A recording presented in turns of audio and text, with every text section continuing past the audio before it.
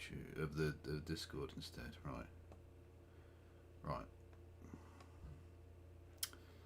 Hello, John. Hello. How are you? I am very good. I saw in the stream on a Friday you appeared to be suffering from a cold. Are you better now? Was I? I don't know. I think I just sounded ill. I don't think I was ill. Okay. But I appreciate that. Yeah. I'll tell you something. I discovered. I never knew it was this good as a cold cure, but chicken noodle soup. Like, I don't know what it is. I think it's like the peppers are in it, especially. But holy shit! As a cold cure, that's goddamn amazing. I usually just take black tar heroin. Is usually my go-to be honest.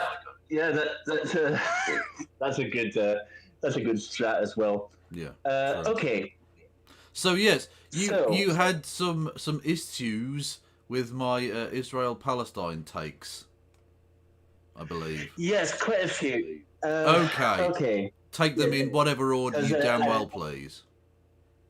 Yeah, sure. So I believe it was during the Breaking Points debate that Destiny had with Omar Badar and Ryan Grimm. So here's my basic stances on the conflict. I believe that it's perfectly fine to want to advocate for the health and welfare of Palestinian civilians and an end to the conflict. Okay. And I will definitely not say that it is anti-Semitic at all to advocate for that. What I will say is that if someone is genuinely interested in that, I do not think that the Free Palestine movement is the appropriate vehicle to do it.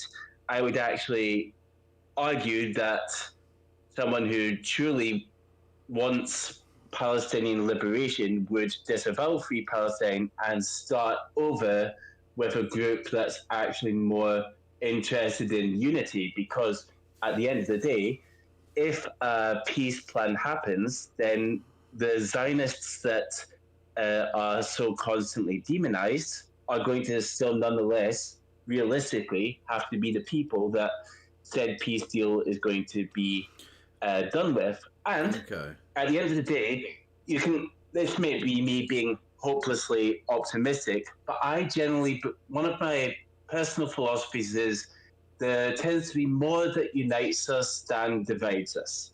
I believe that if we truly want to actually achieve a peaceful deal, then our rhetoric and general actions that we take need to be far more conciliatory. The problem is, I find that Free Palestine all too often frames the conflict in an incredibly one-sided way. And don't get me wrong, I will concede that I'm gonna just have to step in. I'll concede that I'll concede that ultra-Zionists can be guilty of the same, but I think more so Free Palestine do it, and I will bring up some examples to prove my point. Okay. But before we get into some of the more interesting takes toward the end there, let's just start off with the basic point. Okay, so the Free Palestine movement, as you've labelled it, what is your issue there? Why is that not the appropriate vehicle, as you describe it, to freeing Palestine? Yeah, because for one thing, it starts with the premise that this conflict is entirely the fault of one side. Too often, is it not? No, not even close. Okay. It's fine to say that history did not begin on October 7th. The problem is, while that is accurate, you cannot deny all's. Well, I will completely concede. Sorry, chat. I am Scottish and I have a little bit of a speech impediment. So had speech corrective therapy when I was a child. Sorry. Anyway. No, you take your time. Sorry. That's not a problem. I don't think anyone in chat was having a go at that. Just Take your time. Speak your speech. Go on. Sure. But yes, so it's perfectly fine to say yes, history did not begin at October 7th.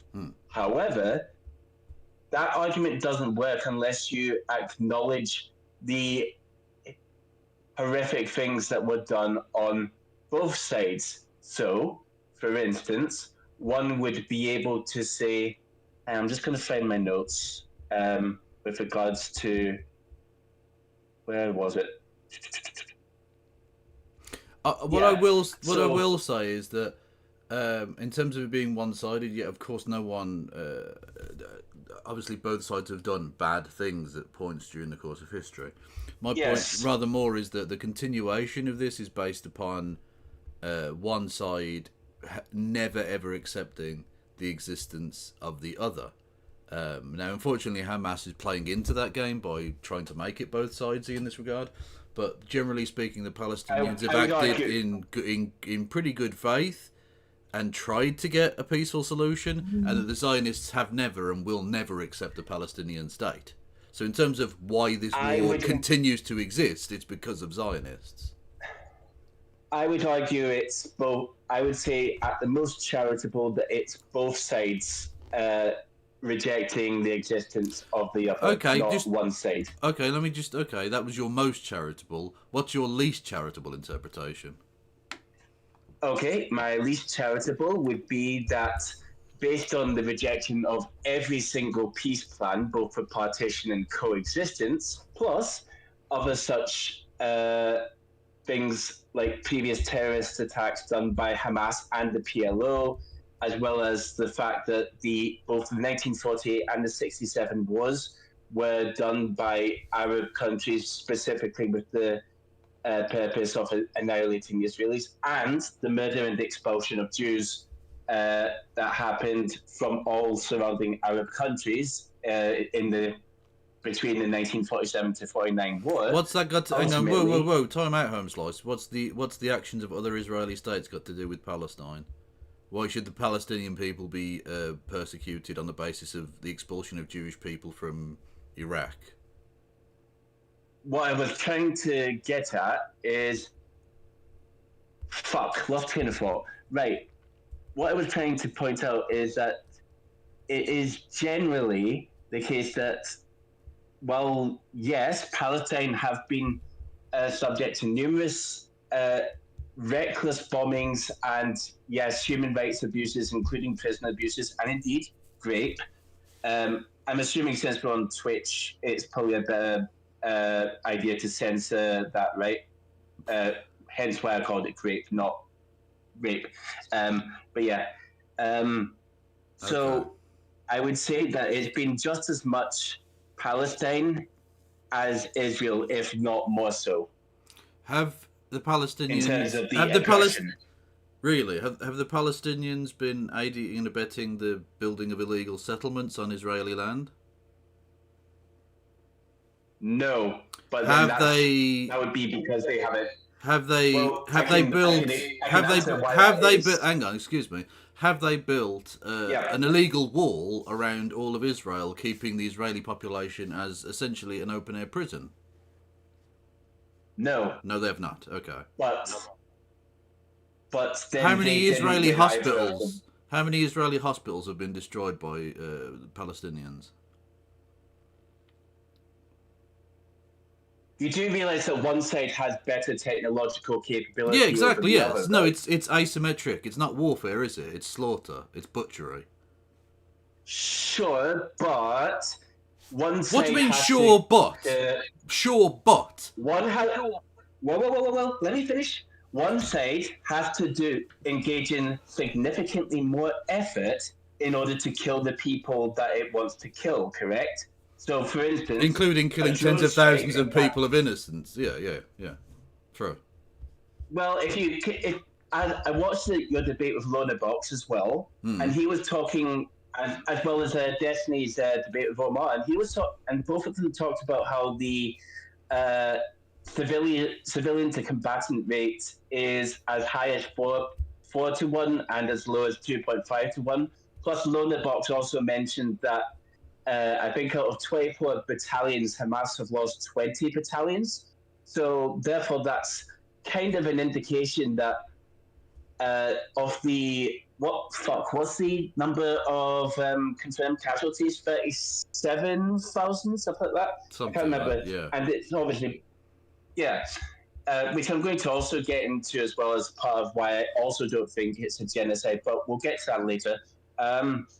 Anyway, just by the way, as you mentioned, Divorce Danae, I think it's I just want to mention, just as a brief aside, I will be debating him on Thursday evening on the efficacy of political debate. So that will be just on the YouTube because he's banned on Twitch. Yeah, join my Discord to follow for more information about that. I'm pretty sure I have joined your Discord. Well, that was just a general message for the viewers. No, that was a message for the viewers. Well, of course you are. You're literally in the Discord call right now. Yeah. Yeah, true. I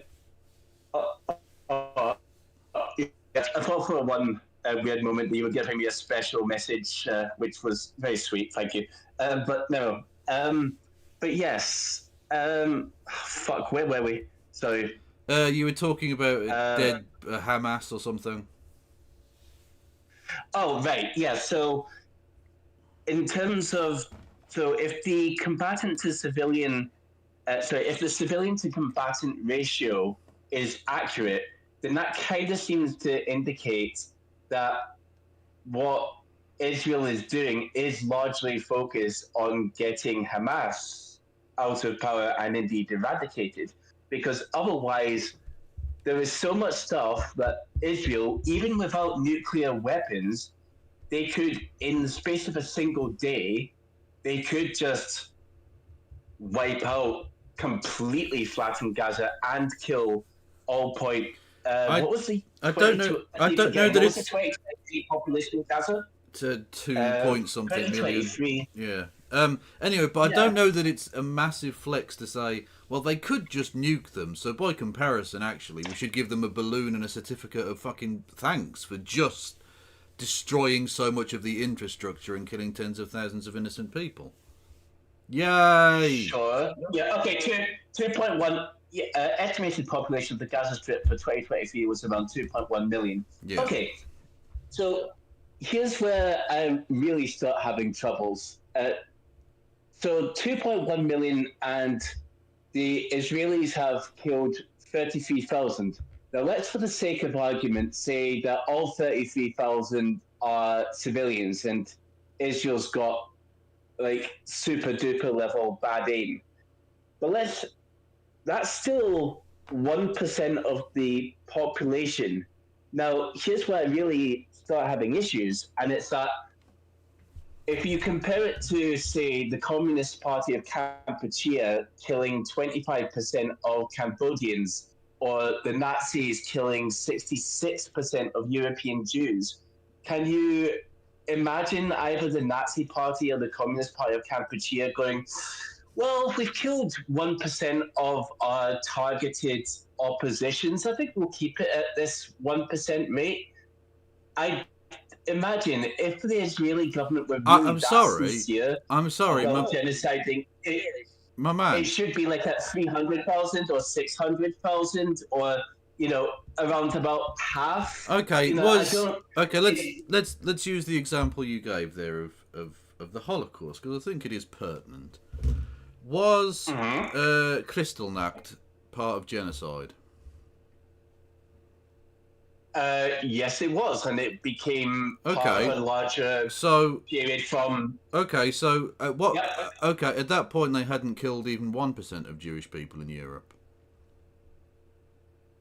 So that doesn't count as genocide, does it? Because apparently it's all down to what percentages of the number of people murdered.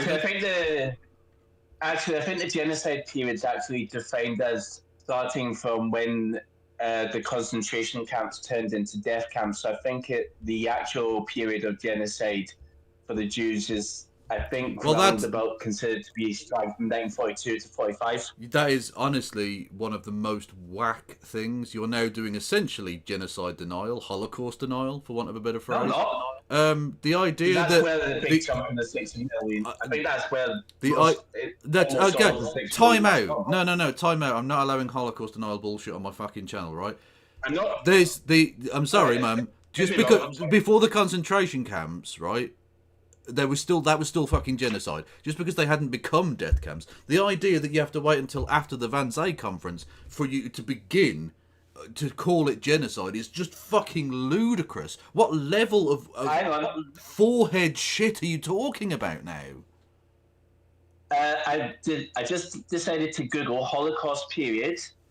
First result you see on the page, 1941 to 1945. Yeah, 1941, so significantly before the death camps became a thing. Yeah. Okay. But, okay, so... also, wrong, time out. Before you even get to that, that we're talking strictly there about the Jewish element of the Holocaust. The pre-Jewish element of the Holocaust, also the Action T4 program, which was the killing of largely people with physical and mental disabilities, existed long before then. Yeah. And they definitely fed into one another because the same methods that were used to kill, say, the Jewish people of Belgrade, the death vans, the exhaust fumes and all the rest of it, which was literally driven around Belgrade. It was fucking whack shit. Anyway, was literally used on those disabled people. So again, you're just you're doing weird semantic Holocaust denial stuff now, and it's just really weird. Not Holocaust. It's very hard. Holocaust now, because for one thing, I'm acknowledging that the Holocaust happened, and that 6 million Jews.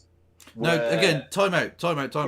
When I say Holocaust denial doesn't mean you literally deny every aspect of the Holocaust. Because, for instance, David Irving doesn't deny every aspect of the Holocaust, and yet we would both, I think, still call him a Holocaust denier.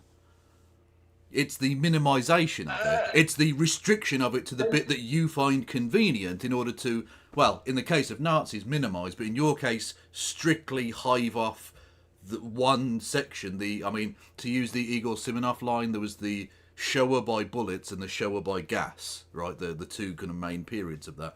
You want to have just the shower by gas as the kind of main period of genocide, and that's a really whack thing which denies all of the victimisation before that.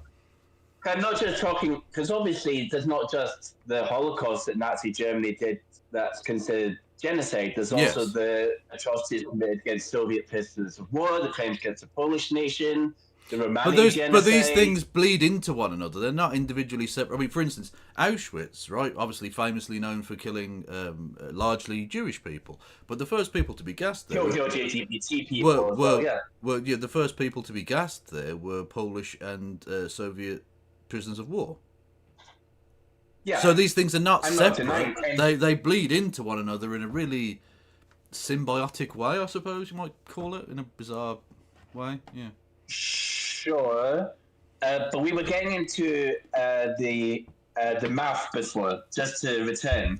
But it's like... Yeah, you strictly speaking, in order to do genocide, you don't have to kill directly any one individual person. So the idea that it has to be 2/3 of Jewish people, or a quarter of Cambodians, or 100% of the Tasmanian native folk, or whatever, in order for it to count as genocide is ridiculous.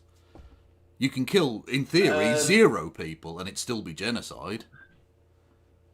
Now, of course, I can't think of a single genocide where you wouldn't have at least a few people killed, because that's sort of one of the core aspects of it. But it doesn't have to be, and so the fact that they've only killed 1% is one of the weirdest attempts at a genocide deflection I've ever seen.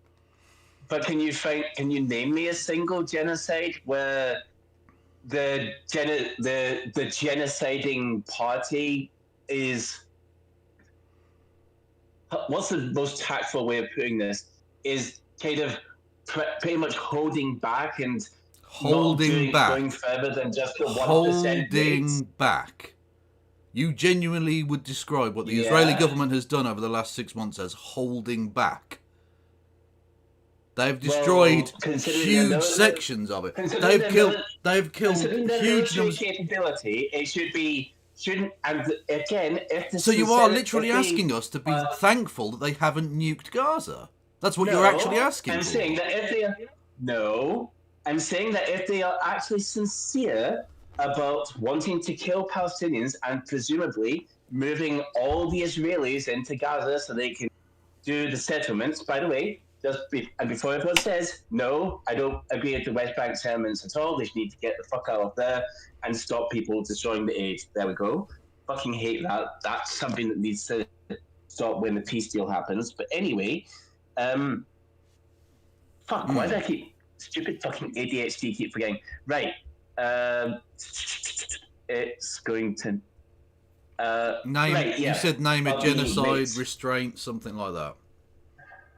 Yeah, restraints. Considering that even without nuclear weapons, Israel have ridiculous military technologies on their thing, and they apparently are so sincere about murdering and genociding all these Palestinian people.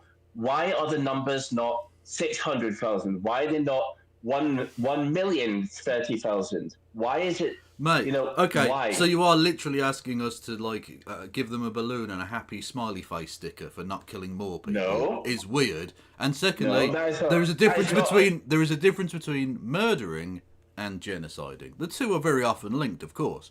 But to use the Holocaust analogy, right? The Holocaust didn't start, as I think we've discussed, with literally just outright industrialized slaughter. There was a process that got to that stage. The Nazis were more than happy for the Jews to just fuck off. They were more than happy to if they just left. Some of them went to went to Palestine. Some of them went to America. There was the Kinder transport people went to Britain. There were various places that Jewish people went to. They even literally had a thing called the Madagascar Plan. When they took over France, they had the French colonies, one of which was the island of Madagascar in Africa, and they were going to send Jewish people there. Right? It wasn't about directly outright murder, and we've literally seen leading Israeli politicians talk about driving the Palestinian people into the Sinai Desert. We've had leading Israeli politicians talk about the Western countries taking in 2 million Palestinians as refugees. We've seen examples of ethnic cleansing dialogue being had by leading Israeli politicians, which means that they would not have to murder anybody. They would just be more than happy for the Palestinians to just fucking leave so that they can have that land, which is ultimately the point. The Zionists want that land. They don't really give a fuck what happens to the Palestinians. They'd sort of prefer not to kill them because in PR terms, bad move. But they will kill them if necessary, if there's nowhere else for them to, if they won't just fuck off, if they won't just either go into the sea or into the which is weird because they withdrew from Gaza Strip, and two, it's been 20 years, 2005, and they've decided to wait 20 years rather than just destroy. They were waiting for the best excuse. I'm trying to apply basic Occam's razor here. I'm trying to imagine being a genocidal state that totally wants to do some genociding. And I'm like, okay, I can either kill and ethnically displace all, 60% whatever of the targeted population so I can far more easily move my people in. Or I can just keep a 1% rate of population kills and faff around for 20 years and also give financial assistance to the ruling government Hamas for a really ill-advised attempt to kind of divide and conquer thing between Hamas and PLO just because the Israeli government have been inept in their attempts at times and have been counterproductive in their attempts at times doesn't make it any less what it blatantly is, which is a genocidal ethnic cleansing campaign. Basic Occam's razor. it feels basic Okay, sorry. options reason. Okay, so you've debate broed yourself into it not being a genocide. That's awesome. I mean, you should be very grateful for that. I mean, maybe you can suck yourself off on your own time, though. Whilst we're talking, let's talk about reality on the ground, okay? Just because the Israelis have been ineffective or counterproductive and stupid is not massively surprising. The Nazis were as well, in fact. Their launching of wars that they couldn't possibly win curtailed their abilities to kill all Jewish people. And thankfully they were curtailed in that. But doesn't make it any less a genocide. The Israeli government, in their attempts to divide and conquer, have created a bigger problem for themselves, or should I say, a bigger problem for average Israeli people and Jewish people around the world. But it doesn't make it any less the case that they have taken the opportunity of October the 7th, the disaster-tunity, to enact their genocidal will in a way that they thought they could get away with, and it looked for a few months like they might be able to, but now they've gone so far, they have so overplayed their hand that actually I think it may boomerang back on them now, and that the Zionist project may actually be set back several decades on this basis.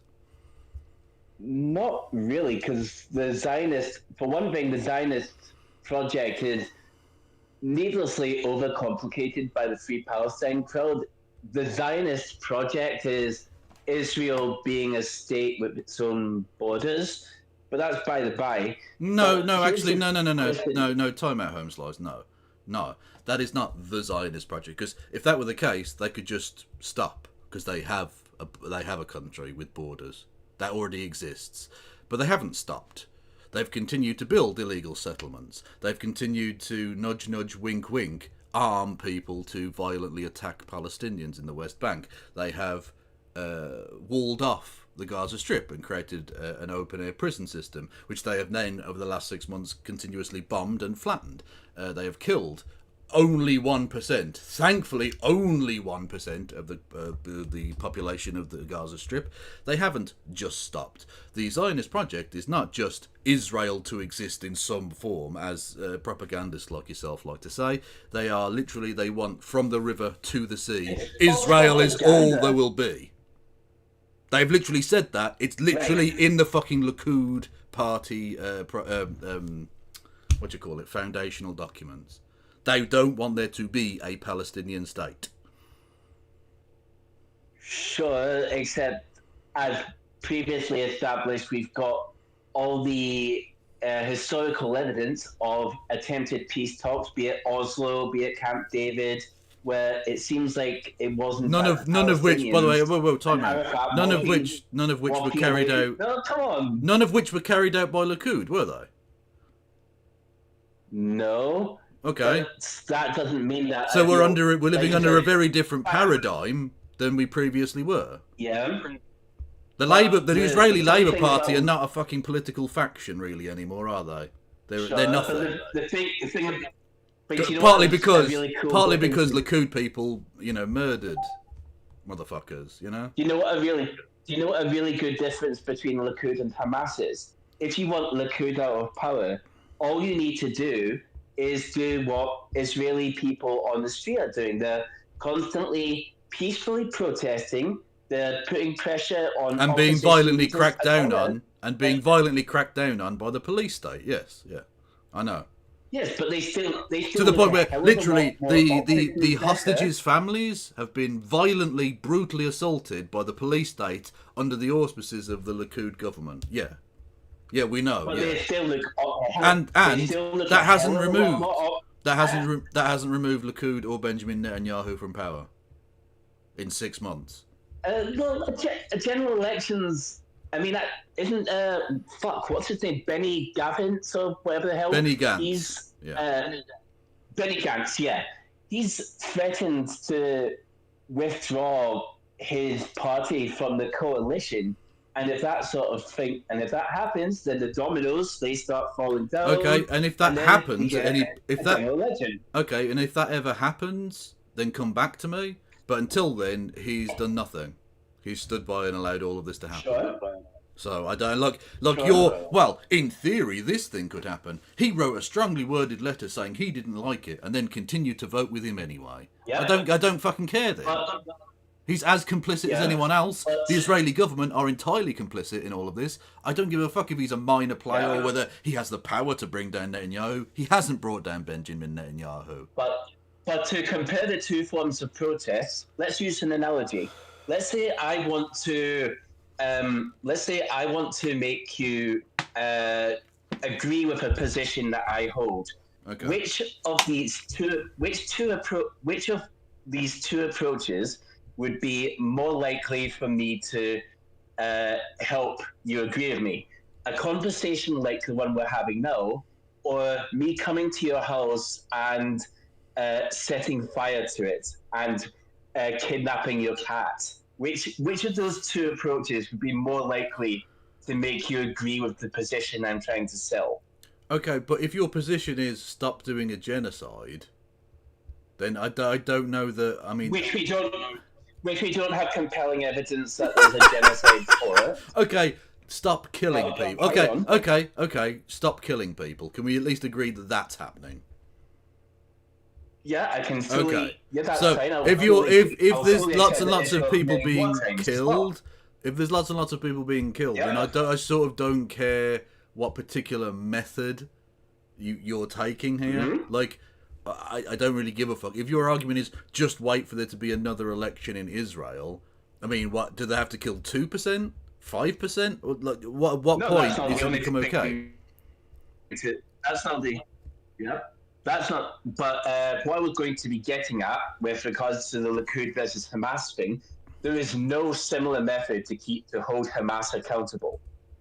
Yeah, no, it will. Well, exactly, especially now that the Israelis have literally destroyed the Gaza Parliament building, which didn't have any fucking tunnels underneath it. But apparently that's how you would ever hold an election in Gaza right now. I don't know. They've actually made it less likely that you could have a parliamentary solution to the Hamas problem. Well, while you couldn't have one now, there is actually a relatively straightforward way to doing it. One, you could stop, Hamas could surrender, give up their hostages, and then instead of hoarding their billions for their private jets and making rockets and underground tunnels, they could, I don't know, invest in infrastructure, actually help tend to their wounded. Like I said, infrastructure. How would they go about doing this if they've surrendered? If they surrender, presumably they won't be the government anymore. I mean, presume at some point Germany had to hold elections after they lost the Second World War, right? They did, yeah. But a lot of their infrastructure got. But they got yeah, exactly. But they got literally billions of dollars and billions of dollars when that really meant something in martial aid. And after, yes. So let's I agree. The international community, should go in, should remove Israel from the Gaza Strip and the West Bank.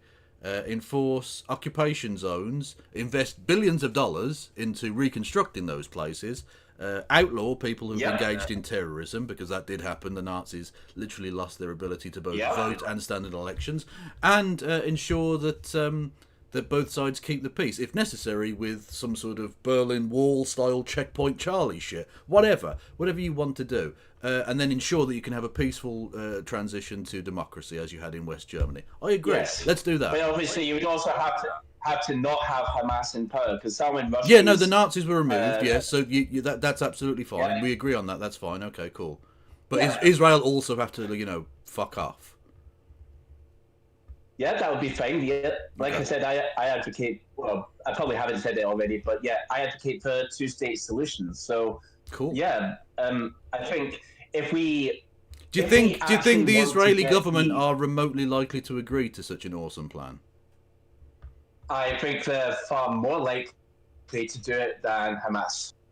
That's not remotely the question I asked, is it? Because Hamas are in no position to enforce any such thing. Israel are.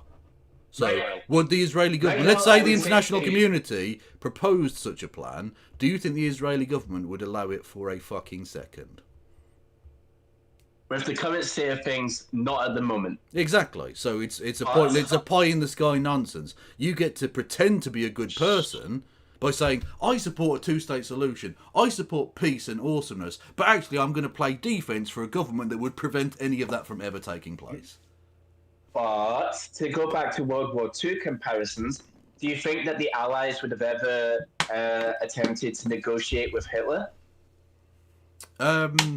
No, I suppose not. Well, actually, Alan Dulles kind of did, but that's a side story. No, but the point is, no one's negotiating with anybody. We're saying, if we're going to use the direct analogy, Israel would just have to fucking leave, or, in theory, face military consequences. That's how that's the only way you can enforce any kind of peace here, because the Israeli government. The Israeli government are not going to accept this. To use the analogy back to the Second World War, just as the Allied powers clearly didn't think they'd ever be able to negotiate with Hitler and the Nazis, similarly, and remember, it was Hamas that broke the last, what was it, in November? There was like a 1 week ceasefire with an exchange of hostages, but then Hamas went and, they did something in Jerusalem, I can't remember. Okay, but Israel has broken plenty of fucking ceasefires in the past as well. Like, this is not... again, I see Likud and Hamas as two sides of the same genocidal coin. They're both scum who need to be dispensed with for the good of humanity. Sure, but well, you say sure, but you don't seem to have a problem with Likud, really. Like, you'll say, well, I have some disagreements with their exact tactics, and then run defence for everything their government is currently doing. Okay. Let's imagine a hypothetical one-state solution. Who would you rather be ruled by, Likud or Hamas? I'd rather not be ruled by either of them. This is not a dichotomy we have to choose between. Okay. There are other options available. Like in every other country on Earth, in every other place on Earth, the choice is in one group of terrorists or another group of terrorists. We can. There is like a reasonable middle ground between the terrorisms. But to ask that question again, out of the two parties, I'll expand on this a little bit. Which party is going to be, how should I put, respectful of your basic freedoms and liberties? Neither. Neither. I wouldn't trust either of them to do it. Why would I trust the Israeli government to do that? The Israeli government are theocratic scum as well. I don't give a fuck. Look, the choice isn't between one set of religious fundamentalist pricks or a different group of religious fundamentalist pricks. We can and should have something better than that. Haven't Likud been in power while Israeli citizens have been going en masse to the streets to protest against Benjamin Netanyahu? And the police have brutally cracked. And they were peaceful until his police force cracked down on them. Yes. Yeah, but comparatively. So even you're quite right. Benjamin Netanyahu's government. Benjamin Netanyahu's government have been equally disgusting to people of all religions in terms of cracking down on their civil liberties in Israel. Yes, no, I agree. Well, he's phenomenally anti-Semitic. That's the problem. He keeps having his police force beating Jewish people up in the street for daring to disagree with his government. When will the anti-Semitism of Benjamin Netanyahu stop? What would happen if you tried to do a similar protest in Gaza against Hamas? That's what I was trying to get at. They'd probably fuck you up. Yeah, they're scum again, dude. My dude. Fuck you up, kill you. Okay, well, kill you would definitely be encompassed within the phrase "fuck you up." Yeah. Anyway, regardless, my dude, right? The idea that the choice we have here is between Hamas or Likud. If your bar is we're not as bad as Hamas, I mean, bravo, you have cleared the lowest bar possible. Can we not aim a little higher? Considering our governments are giving the Israeli government billions of dollars, as well as huge amounts of diplomatic support and cover. Can we not ask a little bit more of our allies than that? It's not just about that either. It's about I still consider myself a leftist. And there are so many I have human no rights idea how you related- consider yourself that, given the shite you've poured out so far. I don't know. There's- Just because you don't Well, hate as a gay leftist- people doesn't make you a leftist, my man. Excellent point in relation to exactly what I'm about to point out. In Israel, any citizens who value things like LGBT rights, women's rights, workers' rights, freedom of speech, especially to criticize the ruling government. Hang on, dude, you freedom can't. of religion. Dude, have you not seen the Hasidic Jews being absolutely battered by the police for daring to criticize the government of Israel? Have you not seen that footage? Jews. Hang on. Yes. Remind me, how do you spell Hasidic Jews? Oh, there we go. Never mind. Yeah, they've been Hasidic Jews, Israel. Yeah, they're not massive fans of like the kind of ultra-Zionist thing, right? And they've campaigned consistently against the Israeli government, and the Israeli police force have gone in and battered the shit out of them, have arrested and imprisoned them in Israel.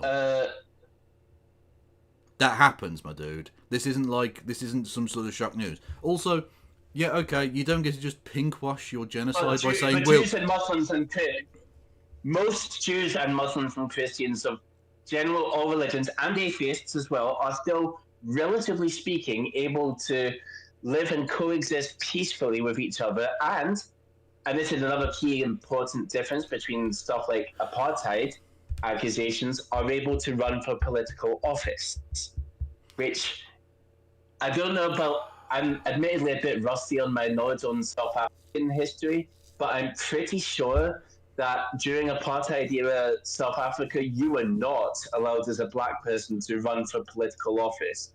Not even close. Right, okay. Apartheid is based on there being a two-tier legal system, which there definitely is. The Palestinian people, and actually people who are not Jewish from around the world, are subject to a different set of legal rights in Israel. No, that's just called immigration laws. Yeah, but immigration laws strictly upon religious/ethnic lines is a two-tier system, isn't it? Because that's not based on your ability to provide for the country going in there. If you're Jewish, regardless, you're allowed in, and if you're not, probably not. Especially if you're a Palestinian, you don't get to like marry in. Yeah, but you don't get a citizenship. You see, it's a two-tier legal system, my dude. And do you have any idea why they might have such security measures? Whoa, security measures. Security. What the fuck are you talking about? Security measures. Why is that a security measure? Are Arabs inherently bad? Are all Jewish people inherently good? Because that's what you seem to be suggesting with that. No, I'm not suggesting it. I'm saying from their perception, if historically they have had two wars where surrounding Arab nations have tried to wipe them out, and you've got, it's more specifically Palestinian groups like the PLO and Hamas, plus some 70% of Palestinian civilians who support what happened on. Oh, okay, dude. So just come out and say it. No, just come out and say it. Just come out and say it. Arabs are dangerous, and you don't think they should have the same legal rights as actual people. Come on. No, I'm saying that is a reason why, and I'm not saying it's right. I'm saying that's a reason why Israeli security services might feel a little. Again, this comes back to basic Occam's razor. Why, if Israel has a constant problem with Palestine and Palestinian terrorists attempting to murder them to death, then yeah, it's probably a little bit understandable why they might have a little bit extra security measures. So you're just when it comes to okay, so you're just a racist. Okay, cool. No. Yeah, you are. You're literally saying that there's something inherent about Palestinians that it's okay for the Israeli government to not treat them with the same legal standards as Jewish people. There are a lot of Palestinian Arabs that currently live quite happily in Israel at the moment, and are subject to a different legal basis. Yeah. Yeah, but they still serve in the Knesset, and they're still able to jobs. They're still able to vote. They're still and they're there's still at least subject to one other judge members of the that's- Knesset saying that they should be wiped from the face of the earth. Yeah, I know. I've seen that footage as well, mate. No. They are literally, yes. They literally does happen. My dude Arena, None you of us have already you went have through this quote with you have now the difference in Occam's rhetoric and razored. action. You have Occam razored yourself There's a into difference in supporting. rhetoric and actions. Oh yeah, apologies. Yeah, if this were a member of the Iranian parliament talking about wiping Israel off the map, I assume Israel would never mention this. I assume it would just be ignored because there's a difference between theory and action. Yeah, of course. Right. You have Occam's razored yourself. You have Occam's razored yourself into supporting both genocide and racist immigration. Racist immigration. Literally, it's okay because the Israelis feel that the Arabs are bad. They're allowed to not give them the same amount of rights as everybody else. Yeah. Can you point to me a single genocide where, during the duration of the genocide... Can you go closer to the microphone? You're now on the other side of the fucking room or something. Oh, sorry. Okay. Actually, Yeah, with this kind of audio, you might be a leftist. I don't know. Yeah, go on. Maybe. But can you point to me a single genocide where during the duration of that genocide, the population increased? Because if you look at the population statistics from especially the 1990s, or even go back as far as 1973, the population of Gaza has consistently increased. Now, you've got all of the Hasbro talking points, man. This is fun stuff, honestly. That is not you. I could say you're using the Al Jazeera talking points. We're getting nowhere. No, I know. I'm using directly Hamas talking points, obviously, because I'm a big anti-Semite. Please, come on now. But like, if Israel's population was Gaza's population was what in the 1 million range in 1990, and then they went to the over 2 million now. It's like, this is either the Diet Coke of genocide, like less than one civilian, one Gazan killed per bomb dropped, or just like you really are. Yeah, like, you really are grasping at straws. If your only defence, and it does seem to be your only defence here, is we should be grateful to them for not killing more. Like, it's so odd. I imagine a murderer saying, "Look, you focus on the three people." Have I used the word grateful once? I have not used the word grateful once. What I'm saying, you're repeated. Yeah, you're a propagandist. Yeah, you're not going to use the fucking word. I'm trying to decode the propaganda for the fucking viewer, right? You are literally saying that we should be thankful to the Israeli government for not killing more Palestinians. No. You said that they acted with restraint. It's farcical. Everything you've said so far has been ridiculous. Look, what I'm actually saying, and this is another part of the reason why conversations on this are having troubles, as I alluded to in the beginning. It's the fact that you can't have simple disagreements over interpretations of events. No, you have to be a genocide supporter, or you have to be a terrorist. Like, this was something that came up, like, fuck, I hate Piers Morgan, but holy shit. Both him and the lady guest pointed it out. It doesn't do anything for the welfare of the Palestinian people when the debate is mainly focused on saying, oh, you're a genocide supporter. No, you're a terrorist. Genocide supporter. Terrorist. Like, that's completely useless tennis. Do you condemn Hamas? Do you condemn Hamas? Yes. Okay, good. Because you hadn't condemned Hamas. Yeah, I also condemn Likud as well.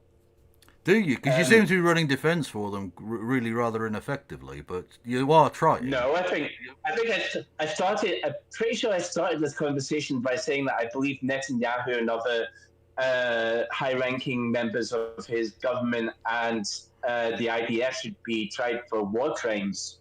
I could be mistaken, but so you agree with the ICC? You agree with the ICC thing? Okay, that's. I mean, you know what? That's fucking cool. Yeah. So if he comes, I mean, you're a British citizen, right? Yep. So if Benjamin Netanyahu comes to Britain, and Britain as a fully signed up signatory to the Rome Convention, you would agree that we should hand him over to The Hague? Yeah, I would agree so, yeah. Okay, awesome. I can't wait for his next state visit then. Let's go. Yeah. Awesome. And, if there's like any public protests that are streamable, it would be cool to hang out. I don't know, given the things you said, how welcome you would be at that kind of protest, to be honest. But I mean, you are free to go there, and I agree with your right to be free to go there. But yeah. But like I said, God damn it. Well, at least the conversation's gotten lighter in tone. Anyway, I believe that if we actually want peace in Palestine, then we ultimately have that's why I wanted to get. So that's why stop accusing each other of genocide and terrorism. Well, that's when it's just a case that we have disagreements on factual matters. This is why, for instance, I was getting rather mad in your chat when you were saying stuff like, Destiny's laughing because, I don't think you quite said it this way, but I think you implied, he just wants to like dance on the graves of Palestinian children. I think that's more of not what you said. But I think it's probably more of a joke if I did say that. I don't think he literally does. Because I don't think he actually believes anything. I think he's just... I mean, I've said before, I think his political positioning is based on what does the left believe? Okay, I believe the other thing. But I think it's even worse than that. No, I think it's literally just, what does Hassan Arbi believe? Okay, well, I believe the other thing. No, because for one thing, as the compilation videos and his own notes thing that he makes perfectly public in his on his Twitter profile, at least it was on his is one of his pinned tweets. But he lays out in transparent detail all of his research notes, not just Wikipedia, but doing articles of multiple sides, looking at UN reports, Geneva Convention. Has he? Articles. Can I just ask? Has he actually worked out whether Recep Tayyip Erdogan is or is not the Prime Minister of Israel? Does he know that yet? That was from a video really, really early on in the. Yeah. But he corrected that, and let's be fair, and I think even you as a Destiny hater will agree with me there. Hasn't Destiny's main focus during his political streaming stuff generally been on domestic stuff? So I think he would be more likely to be able to instantly recognize, say American Congress people rather than world leaders. I think if you were to get a survey of most Americans, they would recognize the names and faces of. You've somewhat missed the point of my joke there. The idea that Destiny is now sort of strolling around the stage pretending to understand any of this, when a few months ago he had no fucking clue about any of it. He couldn't have pointed to Israel on a fucking map. It's a joke. He's a fart. It's ridiculous. And then he took the effort to learn. So he's learned everything. He's learned everything about this fucking 80-year-long internecine blood slaughter that's been taking place. In 6 months. Well, like I said, his research process is public and transparent. And shit. That's the important point. Wow, I went over some Wikipedia articles on screen. I can now fucking talk to literally it was so embarrassing for I've literally just pointed out that he doesn't just read Wikipedia. No, I know. Articles. Again, I'm being facetious for the bit, but the point stands. I don't think he's an expert. Or what was the guy's name in that debate with? In that debate with Finkelstein, who was the guy that was sat next to him? I've forgotten his name now. The Israeli guy. Moin Rabani? No, that was the guy that sat next to Finkelstein. Destiny's mate. Oh, Benny Morris. Benny Morris. Benny Morris. Benny Morris was... Benny Morris is I disagree with Benny Morris on pretty much fucking everything, but he's like been in the room, like he knew all of the fucking people. He can talk about, I was having dinner with fucking Yitzhak Rabin and shit, right? Like, he was intrinsic to all of this, right? He was a guy worth having in the room to talk about this. I disagree with the guy, but he's got, like, insight to it. He's a part of that process. He understands it. Whereas Destiny is some cunt from the internet. And I felt bad for Benny Morris having to sit there listening to this fucking loser. Just this internet wanker. What the fuck? You do realise that, for one thing, there's not just the video, but there's also Lex Friedman included a written transcript of the entire debate that's easily findable in the video description. Okay. And you will find constant instances where there's not a single instance where Benny Morris contradicts anything that Destiny's saying about... No, he largely ignores him. He largely ignores him or just laughs. Yeah. No. Yes. And he also says multiple times, no, Stephen is right. Stephen's correct. No, you haven't addressed this thing. Yeah, they agree on... They're both Zionists, yes. They're both Zionists. He's going to agree with them on a lot of points. But the point is, Benny Morris is a knowledgeable... intelligent person, and Destiny is neither of those things.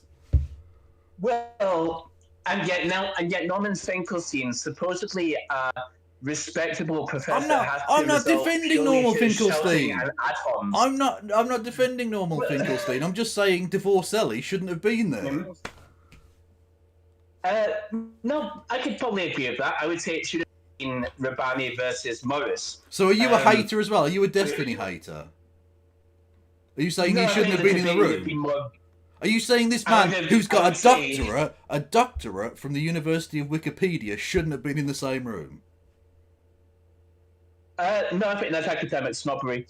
Yes, it kind of is. Yeah, no, I'll agree. When you're talking about very, very intense shit, you should have some background in it. Now, that doesn't mean you have to have gone to one of the big universities or whatever. You can just be a person who was involved in that process. Benny Morris doesn't have to have necessarily the academic qualifications, because he was involved in the fucking thing. That's a part of, like, he was he was one of the OG fucking new historian guys, right? Whereas Destiny's just some Johnny-come-lately prick who doesn't understand any of this, who just takes on, like, Hasbro talking points. That's it. Again, that's not a useful way to discredit anything he's saying. I'm not trying to discredit anything he's saying. I'm just saying he shouldn't be in the fucking room, because he's not in there from the basis of it being like some sort of intellectual discourse. He's just in there as a debate lord. He's a debate perv sat there with intellectuals. And it's a shame. And yet ultimately, neither Rabani nor Finkel counter anything on a factual basis of what he was saying. You can read through the entire transcript. Like, obviously not in this debate, but I would love you to do a stream where you actually read through the transcript of what anything Stephen Bonnell says. I'd like you to... I watched the entire stream live. Not live, sorry. I watched the stream like back afterwards. It was, a couple of days later. And over the course, I think we did 3 different sittings it took us to get through that debate, and we watched the entire thing. In terms of I find it... I couldn't get through the entire thing. I just thought it would be easier just to read, because I can read faster than I can listen to stuff. Okay. So, I've got content brain, so I thought this is fucking amazing content. Well, yeah, true. But yeah, when it comes to the debate, I've read through that debate, and Norman Finkelstein, neither Norman nor Moin Rabani, managed to come up with a single substantive point to counter anything Destiny points out in that debate. Yeah, he wrecked them. He put down some severe ponage with facts and logic. Yeah, well, come on, dude. It's unironically, yes.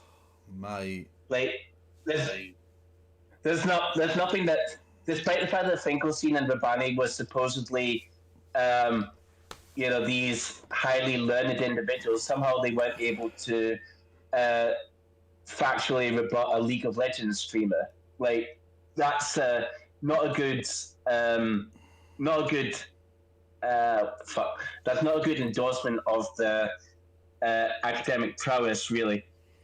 Yeah. And especially not for Finkelstein, who, for all of his, the fact that he's generally an abject hack. Why are you being anti-Semitic? Why are you being anti-Semitic by attacking this Jewish man? That's outrageous. Because not just his Israel-Palestine takes, but also the fact that he thinks it was justified for Russia to invade Ukraine because of his. He believes that NATO was at fault, and he also thinks that the Euromaidan protests were horrific coup and that Nazis were in control. He still defends the noted Holocaust denier David Irving as any sort of credible historian, even though Deborah Lipstadt and her team of lawyers clearly showed that Irving was, well, a hack. And of course, the fact that he got denied tenure because he, despite being a professor who should know better, the guy seems to have a really weird problem with constantly launching ad hominems and is this academic false claims of plagiarism. Is that academic snobbery on false claims of plagiarism? Do you have to have tenure in order to be a respected intellectual? Is that you being an intellectual snob right now? No, that's outrageous. That's anti-Semitic and an intellectual snob. I apologise for this on the chat, everybody. But yeah. So to conclude, I think there is hope with the Israel-Palestine thing, but I think in order for any actual effective activism to take place, I don't think it can be done with both sides demonizing. That's the point, actually. I want to get back. I think you need to have Zionists. You need to have Zionists and people who are concerned about. You need people who are concerned about the actual welfare of Israeli and Palestinian civilians. Oh, and you can't just call the Zionism Jewish, like the trying to go. We're not being anti-Semitic by criticizing Zionists thing.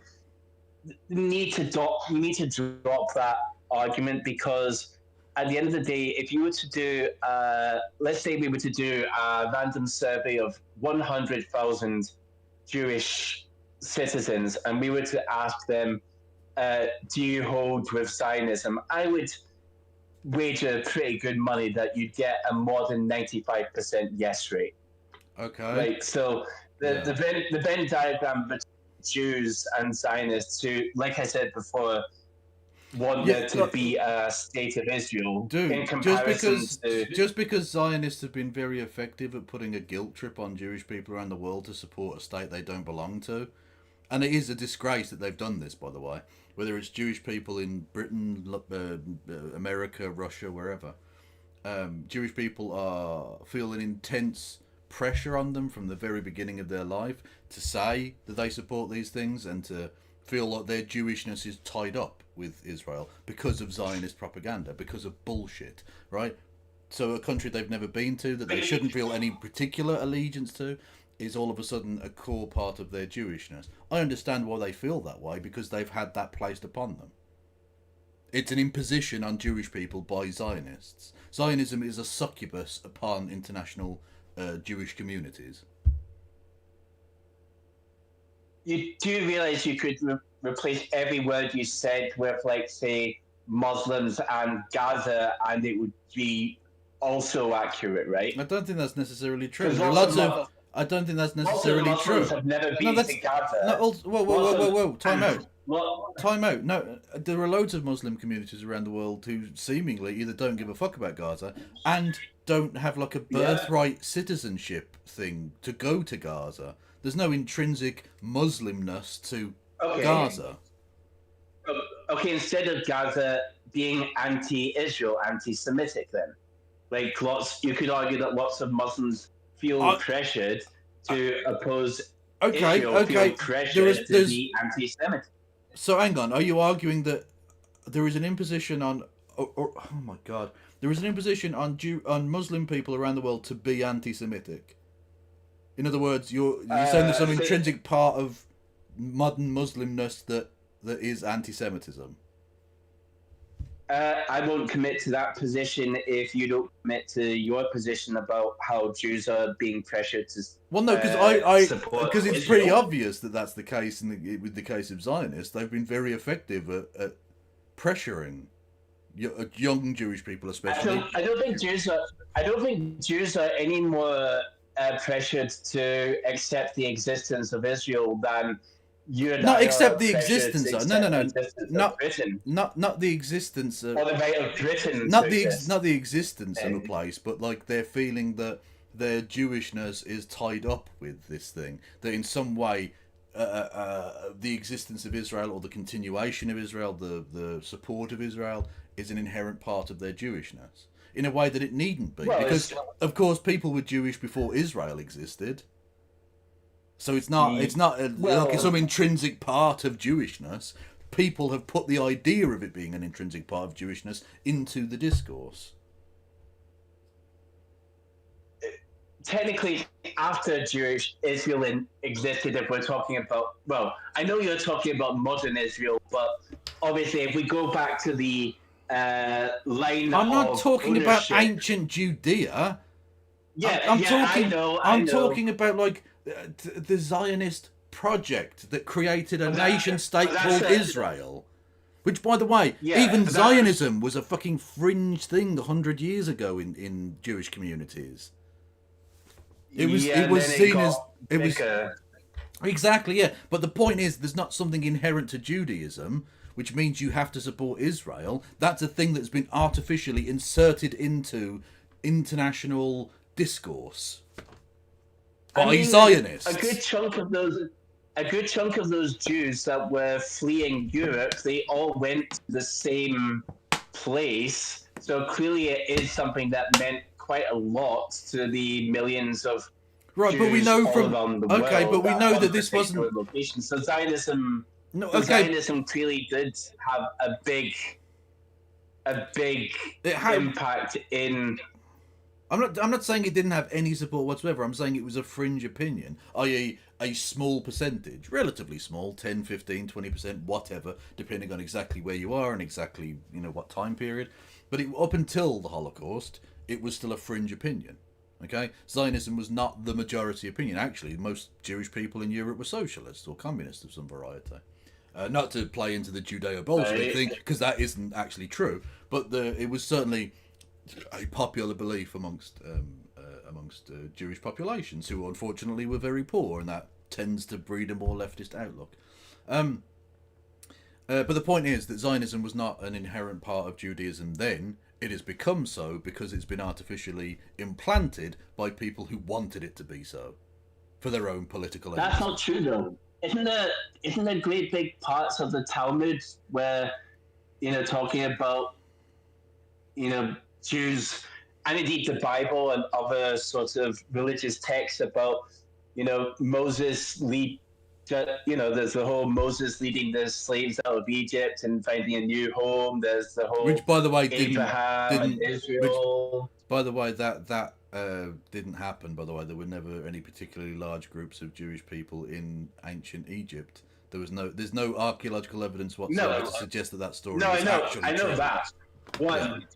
But there is historical evidence of Jewish types of people living in that area of Israel, whereas we don't have. The Jewish people existing in that area has been around for a long time, and also ruling as well. I don't give a fuck about ruling. Ruling is fucking irrelevant to me. As a borderline anarchist, ironically borderline anyway. I don't give a fuck about the nation state or who rules, because I don't think I don't want any fucking rulers, regardless of their religious or ethnic background.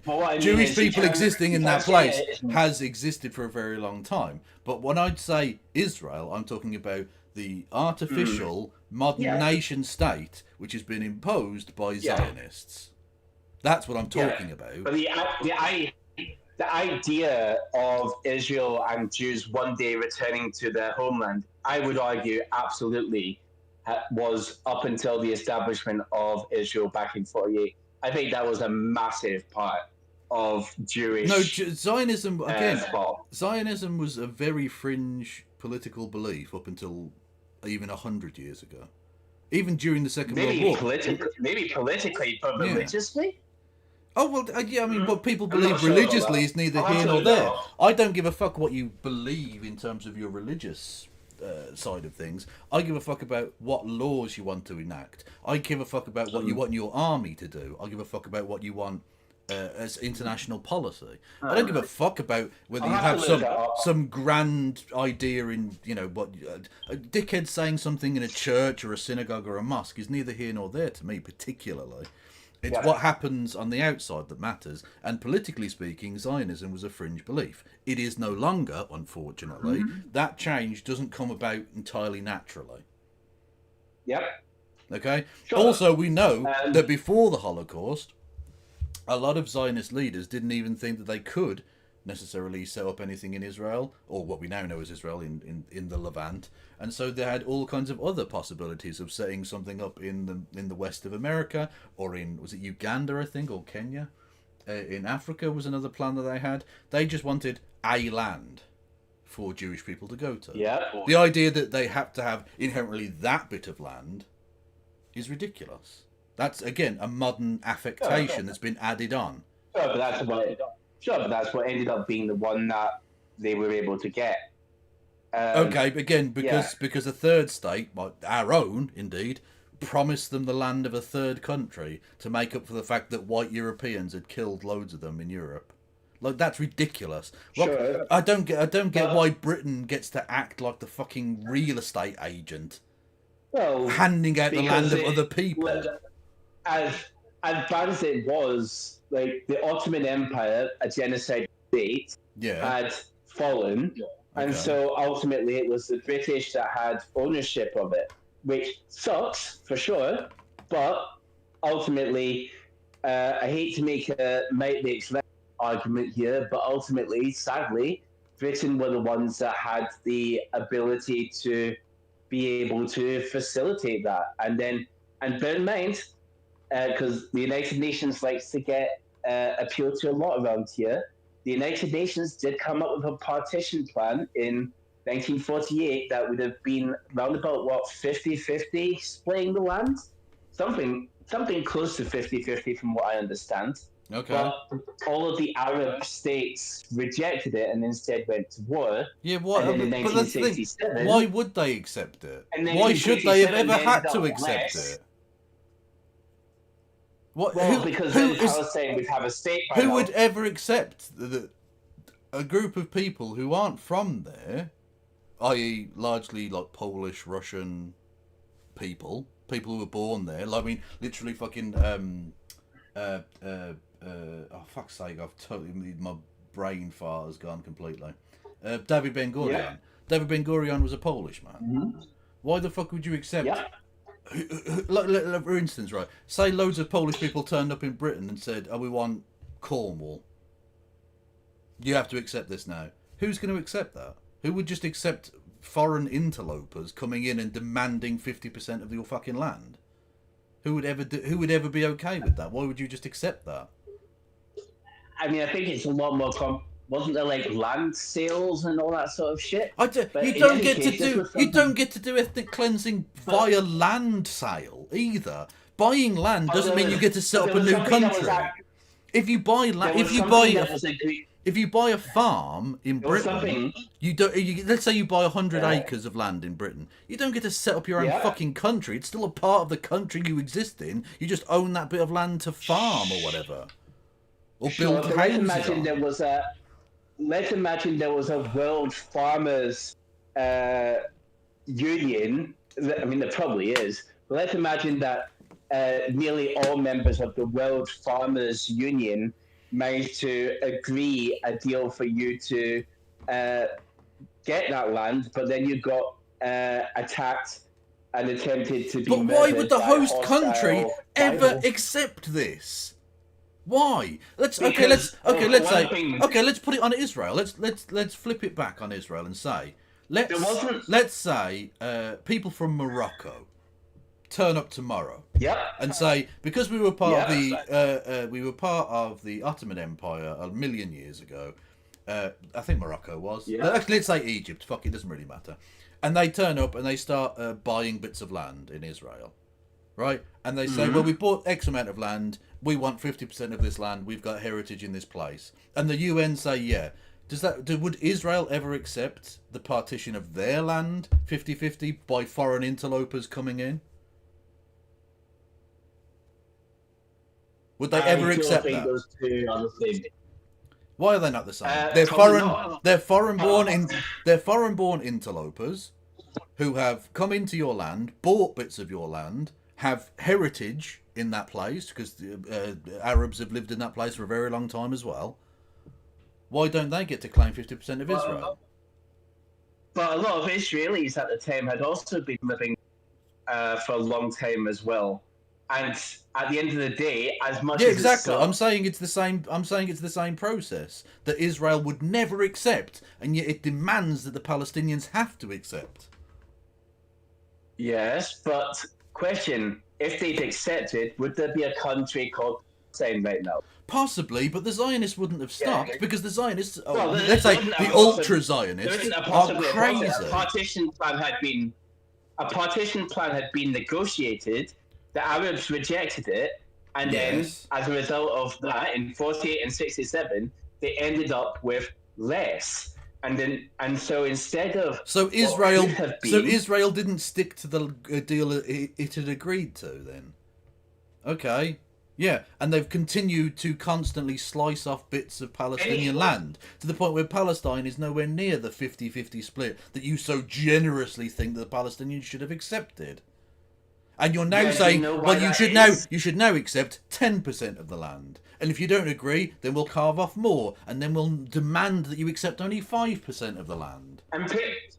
And they can just salami slice Palestine out of existence, is what the Zionists are trying to do. Again, I don't see any evidence for that, but okay. The Palestinian land has consistently shrunk as the existence of Israel has increased.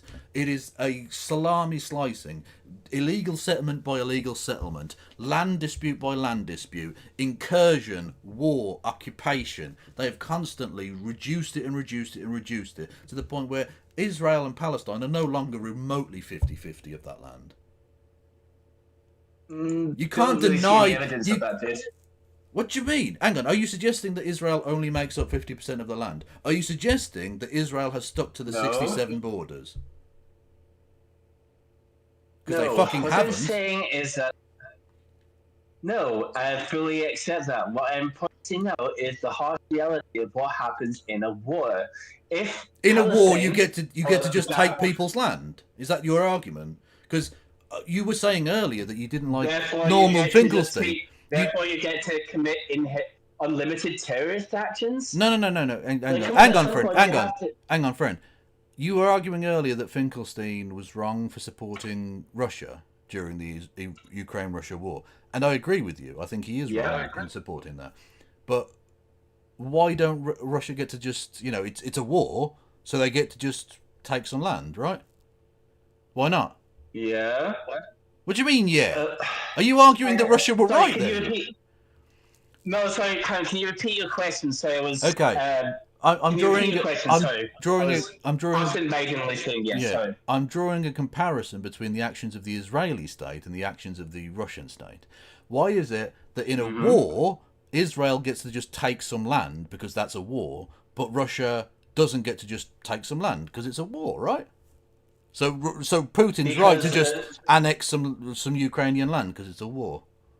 Okay, the key substantial difference between Ukraine and Gaza is that Ukraine is an internationally recognized state which borders got fully recognized in 1991. Gaza, on the other hand, has never had any sort of... has always been generally pretty vague about what exactly the the borders, so to speak, of Gaza. God, you're a duplicitous little fuck. You really are. No, this is outrageous. I'm Okay, not. so the only thing that matters is the nation state then? That's literally the only thing that can possibly matter. There's no claim to any land that would ever be justified except by states that already currently exist. Is that literally your suggestion? Again, Because, no. for instance, Well, why doesn't China get to take Taiwan then? It claims that land. It claims that land. Those people are ethnically Chinese. China used to own that land. So they get to just walk in tomorrow, do they? Does Taiwan have international recognition? Okay, Well, hang on. International recognition is not quite the same thing, because international recognition has taken place in Palestine. Literally, at the fucking UN yesterday, not yesterday, 2 weeks ago, they increased the observer status of Palestine. So they have been internationally recognised. Whether they're a nation state, clearly not. But that's not the point, is it? Okay. We don't apportion the rights to land on the basis that. Yeah, exactly. Taiwan is not recognised by China. So China just gets to walk into Taiwan tomorrow on your basis. Because might makes right, after all. Who's going to stop them? No. Okay. You don't have a consistent ethical position, my dude. You have an innate attachment to Zionism. For whatever reason, I don't know. I don't really care, ultimately, either. Purely extends to the fact that I believe that Israel should have a state. That is not. And Israel. Israel already has a state. Israel already has a state, so there's no problem there. Yes, and a certain party beginning with H and ending with Hamas are trying to, as part of the explicit charter, want to genocide all the Jews and from river to the sea, take the entirety of the Israeli state back. Isn't that in that? Palestine, But that's in the Likud. And do like all other Arab states. That's in the Likud thing as well, though. Yeah. No. Yes, actually, yes. They want to take from the river to the sea. You're not going to find anything in. Yeah. You're not going to find any in the Likud platform. Can you point to me a single part where it says we are going to genocide all the Muslims? Dude. My argument isn't that Hamas are good. My argument is that Likud are also shit. Fuck Hamas and fuck Likud. You're the only one defending either of these sides here. I'm not the only. The extent of my defense, so to speak, of Likud is quite simply that in a country ruled by Likud, in all of the human rights issues that I care about, like I said, LGBT rights, women's rights, freedom of speech, including to criticize the government, I would be able to safely practice those things in Israel, which also has a free press. You know, people love citing Haaretz. Hang on, Holmes, they just shut down Al Jazeera. What do you want to talk about, fucking free press? What free press? Al Jazeera, who uncritically parrot propagandize. So, if you disagree with what the Israeli government does, if you disagree with the Israeli state, they get to shut you down. Russia today.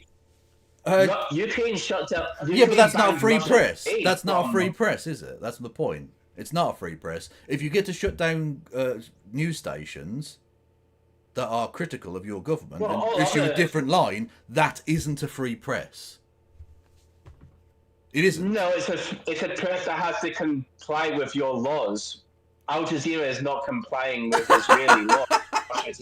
So if you just make opposition to the Israeli government illegal, that's fine. Then that's a free press. That's definitely what that means.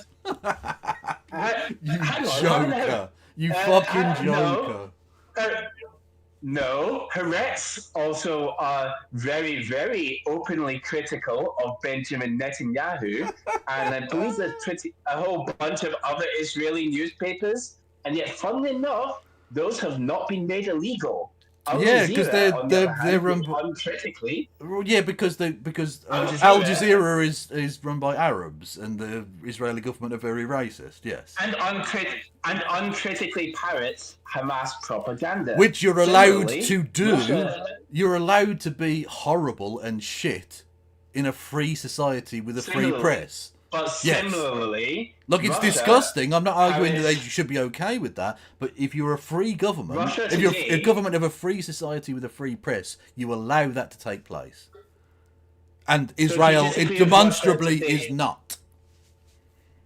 So you disagree with Ukraine banning Russia today? I don't mind. The I war don't. it's been I having? don't particularly mind either way. Ukraine shutting down Russia today, but there's a slight difference in that you seem to be believing that Israel is the Ukraine in this situation, and it is not. It is the Russia in this situation. It is the invader. No. It is the invader. It is the offender. It would be like Russia shutting down all of its opposition news outlets, which, by the way, it also did do. I mean, I could be wrong, but this iteration of the war started with one side literally breaking through fences. Oh, it's only. Oh, sorry, I forgot. I forgot. Civilians. History did start on October the 7th, 2023. I forgot. Sorry. Yeah, no, my bad. You're totally right. Nothing happened before October the 7th ever before. Yeah, true.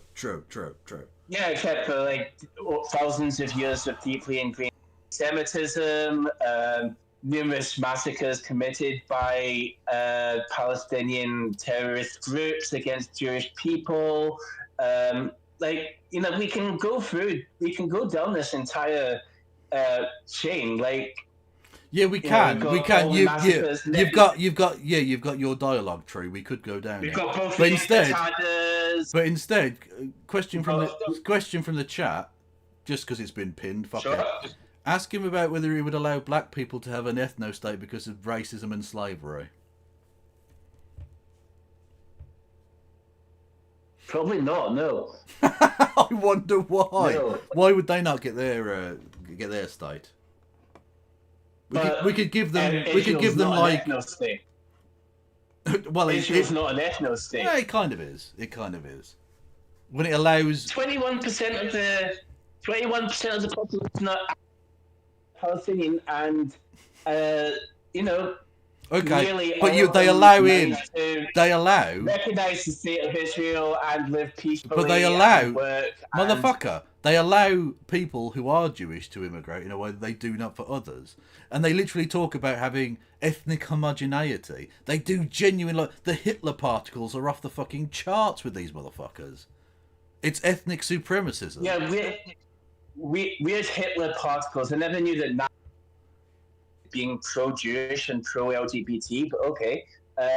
My dude, I don't know how pro-LGBT they are, considering gay marriage is still illegal there. But regardless of that, yeah, but you can in theory be and you could actually go out of the country to have a holiday marriage and then come back. My dude Areno. When I said Hitler particles, I meant the ethnic thing. Just because they're pro a different racial group doesn't make them any less racist. Yeah. They're still supremacist, but for a different group. And I don't give a fuck. They're just as bad. It's just as bad to be pro-Aryan as it is to be pro-Jewish. Yeah. But, again, if it was a true ethno-state, voting rights would only be restricted to Jews. But that is observably not the case. Like, other races and other religions, and indeed no religions, can all vote and participate in Israel's democracy. Hamas, on the other hand, you have to be Muslim, and you're not allowed to advocate for women's rights or for LGBT rights, or you're not even allowed to criticize Hamas because they will decapitate you. Because, again, they're an actual theocracy with well, it democracy. would have been really good if Benjamin Netanyahu had not given tacit support to them becoming the power in the West Bank then. In the Gaza Strip, in order to detach them from the West Bank. Yeah, well, that's true. Yeah, Netanyahu's neurodivergent on that regard. I completely agree. Neurodivergent. I mean, I would just say evil, but whatever, you know. Well, I mean, also, evil as well, can I just ask how pro LGBT are they if they're installing groups like Hamas who throw gay people off roofs? No more so than the US being anti-LGBT just because they're allied with Saudi Arabia. No, I agree. You know, I agree. That's it's really bad actually, and that should stop. No, I agree. Yeah, Israel is as bad as Saudi Arabia. Like you can simultaneously progressive domestic policy at home, but also make questionable alliances. That's the way that foreign policy works. Follow up on our question on black people getting their ethno-state. Was slavery genocide?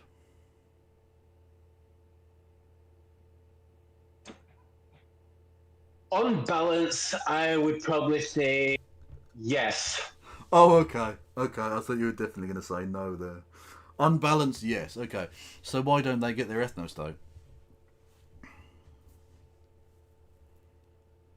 Because I'm pretty sure that's not the reason why they got the state to begin with. But okay. No, but the point. Well, I mean, America did get its state because of genocide, but just a genocide against a different group. The native peoples that existed there beforehand. Again, they were also foreign interlopers who came and claimed other people's land. Sure, but we wouldn't. But that doesn't justify. That wouldn't justify native. And I'm sure you've heard this hypothetical before, but it wouldn't justify. Let's say you had such things as modern day Native American terrorists. You know, it wouldn't justify Native American terrorists going into an American area and slaughtering mostly thousands of civilians. No one's saying they should. No one's saying they should. No one's saying they should. I'm just saying that black people should get an ethno-state. Come on now. No. We should give them already. Wyoming. Fuck it. Black people get Wyoming. Plus, I'm pretty sure there already are black ethno states anyway. I'm pretty sure there's Uganda is still a dictatorship, right? And I think a few others as well. Well, no, an ethno-state doesn't just mean there are people who are of the same skin tone. Because for a start, Africa is not the place you want to go to in terms of talking about ethnicity, because it's the most ethnically diverse continent on the fucking planet. Even within relatively small African nations, there are lots of different tribal groupings and stuff. So just because they're all black doesn't make it an ethno-state. Okay, fair enough. But have you got anything else to say, or can we just wrap this up? Because frankly, this has been a waste of everyone's time. I don't think it's been a waste of everyone's time. Oh no, it has. It definitely has. It definitely has. Yeah. I think we've established, like I said, if you want to advocate for, the welfare and well-being of Palestinian civilians, that's fine. But like I said, if you are going to Free Palestine has demonstrably shown that it is not at all a good vehicle to do it. Like, how does it help establish how does the ability to establish a Palestinian state get helped by harassing a 20-year-old female singer who just wants to sing at a song contest? Okay. Well, no, it's not. Well, hang on a minute. There's a difference between. There's a difference between the harassing of an individual or whatever, and saying that Israel, much like its genocidal invader brethren in the Russian Federation, which has been banned from international competition in things like football/soccer, and indeed the Eurovision Song Contest, Israel should also, for the same reasons, be treated as a pariah state and removed from the Eurovision Song Contest. I think that's fine, actually. I agree with that, yeah. even even if that was the case, does that justify the death threats and forcing? No. I forget her name. Yeah, we do. Yeah, No. No, I don't agree with the death threats. I think that's quite wrong. But I think the Sure. push towards making the Israeli government the pariah state that it seems to want to make itself, and cutting itself up in the same way that the cultural and sporting boycott of South Africa, I think, definitely aided in the downfall of the apartheid regime in South Africa. I think the same can be true in both Israel and Russia today. Sure, but that's just one brick in terms of the house. I would simply say is part of systemic anti-Semitism that currently exists in Palestine. Time out. Yes. Hang on, no. Time out. Hang on, whoa. No, before we move on. How is wanting Israel removed from the Eurovision Song Contest for its actions in Palestine anti-Semitic? Because the massive difference is that Russia, Israel are suffering from the effects of the worst terrorist attack since 9/11, and there's been no compelling evidence to show that Israel are committing a genocide. Rather, that you don't have to be committing genocide. You don't have to be committing genocide in order to be removed from cultural things like the European Song Contest. Well, we didn't remove said we didn't remove the United outside Kingdom. Outside of remove the United Kingdom for the Iraq War. They probably should have done, but regardless of that, no one said outside of crazy like Z people, whatever, the freaks. No one suggested that the removal of the Russian Federation from the Eurovision Song Contest was Russophobic. It was said that the actions of the Russian government had made it incongruent with a peaceful and unified Europe to allow them to take part in the European-wide, and indeed larger now because of Australia and various other places, cultural event that is the Eurovision Song Contest. And the same is true of Israel. It's not. It's got nothing to do with anti-Semitism. It's to do with the actions of the Israeli government. In Eurovision, there is no Israeli singer that would have to also compete with a Palestinian singer. In contrast, with so it's okay. Okay, so if Russia had just invaded Mongolia, that would have been fine then, because they're not even in the Eurovision Song Contest. So as long as you just invade countries that aren't in the Eurovision Song Contest, hey. I mean, isn't that pretty much? I'm pretty sure Russia were heavily involved in Syria, and they were allowed to keep on being in Eurovision during that entire time. It's got nothing to do with whether you invade a European country. Don't be fucking stupid. That is the worst cope. That is the worst cope you've come up with tonight, and that's saying something. But like I said, the Eurovision thing is part of one big break in the systemic. It's not a brick. You haven't shown that it's a brick in anti-Semitism. I'm not denying that anti-Semitism exists. I'm not even denying that some people who oppose Israel are anti-Semitic. I'm sure that's definitely true. There are Nazis who are using this whole thing as a smokescreen to hide their anti-Semitism. What I'm suggesting to you is that the vast majority of the people calling for Israel to be boycotted, to be removed from the Eurovision Song Contest, were not doing so because of anti-Semitism. You have not shown that is the case. So don't just move on and say another brick in the wall of anti-Semitism, because you haven't shown that that's a brick in any kind of fucking wall of anti-Semitism. Because the same campaigners are not giving the same energy towards Hamas. They're just not. Hamas are not in the Eurovision fucking Song Contest, mate. What are you talking about? I'm sorry. Where did Hamas finish in this year's competition? What song did they enter? What I am pointing out is, since these groups are multifaceted, I have looked up these groups, and there is nothing in them that calls for any sort of accountability. No, I agree. I agree. I've not heard a single pro-Palestine person call for Hamas to be removed from the European football competitions. I mean, the fact that they've never entered anybody and that they're not actually a recognised nation who takes part in any of these things is irrelevant to it.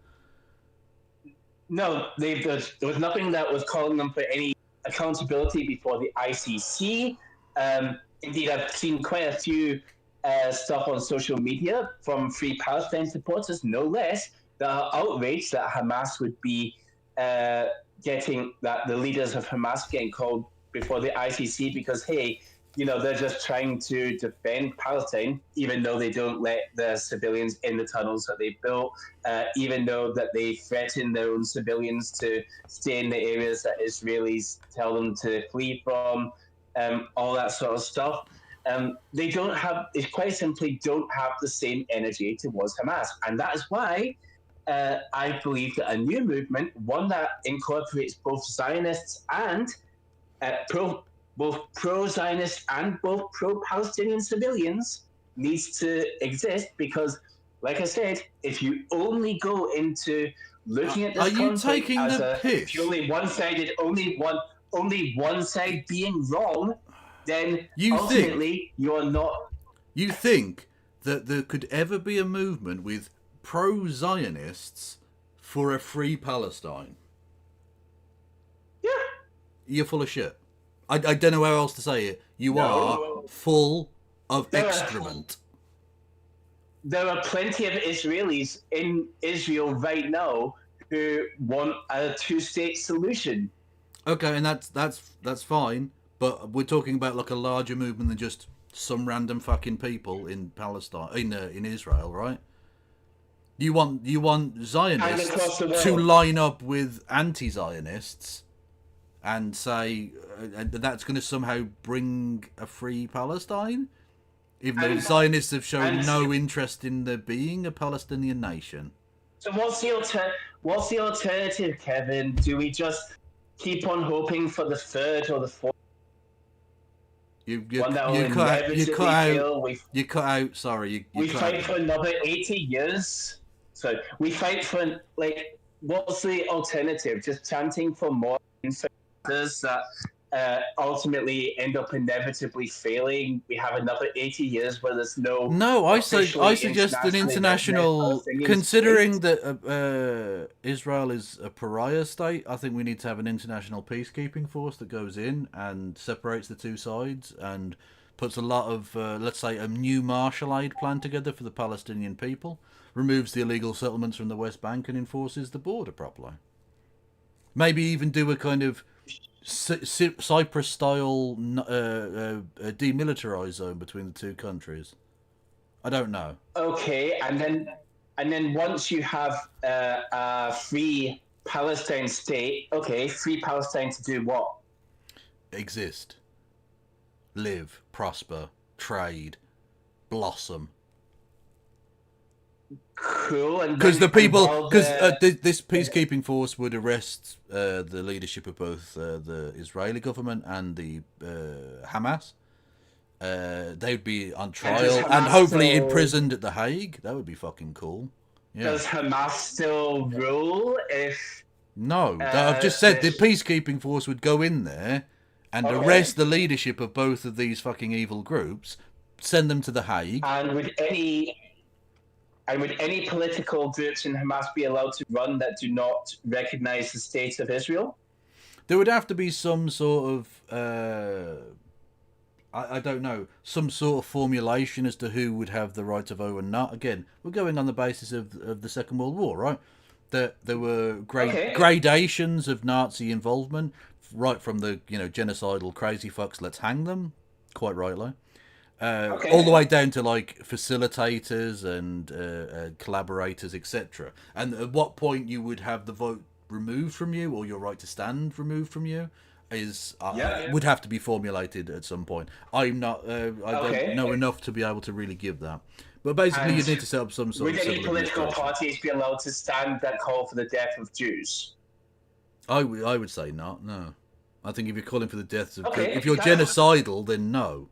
No, I don't think you should. Okay, that's a far more reasonable answer than I've had from others because, as I've discussed with other people, all too often I've found that Free Palestine ends up becoming, as the phrase, it ends up becoming far too similar to how American Confederacy defenders will use the term states' rights. If you respond to them states' rights to do what, they'll be kind of cagey about, the reasons of slavery being a big part of the American Civil War. Similarly, with freeing Palestine, I've found that a lot of people are like, okay, what's going to happen if you have a ruling authority in Palestine who wants to keep on killing Jewish people? Is that okay? Now, thankfully, they're usually a lot more reasonable, but there are still some who appear to hold to, flat out refusing to acknowledge the existence of Israel and it being perfectly all I'll say is I find the it population with Jewish hate. I find it difficult to take difficult to take your critique of Free Palestine very seriously on the basis that you think these people are acting in racist ways, on the basis that you literally made the argument that it's okay for Israel to have its racist immigration policy because, well, they should be scared of Arabs. Like, you have shown insane racism during the course of this debate. No, I don't know. It's not racism because Arabs aren't really people. No, yeah, cool, yeah, awesome. No, it's historic. If you have an entire historical precedent, like, holy shit, if let's say you've got tribe A and tribe B and tribe C. Let's say tribe A constantly has good relations with tribe C, but for hundreds of years, tribe A. You're just justifying anti-Arab nonsense now. You just are. You just are. You don't like Arabs, mate. No, it's not a case of disliking Arabs. It's a case of if you constantly have historical stuff with a particular group that keeps constantly trying to destroy you, then yeah, no shit, Sherlock, you're going to... Yeah, I agree. You shouldn't trust... I agree. Jewish people shouldn't trust white Europeans. They've got a long history of trying to destroy them. Yeah, no, I agree. What's that got to do with Arabs? Yeah, which is why they fled away from Europe to Israel, yes. So that they could become the hunted turned hunter, yes. No, that's a spectacularly simplistic... Occam's gonna make a chat good of this, but defying Occam's razor, they just wanted somewhere to live.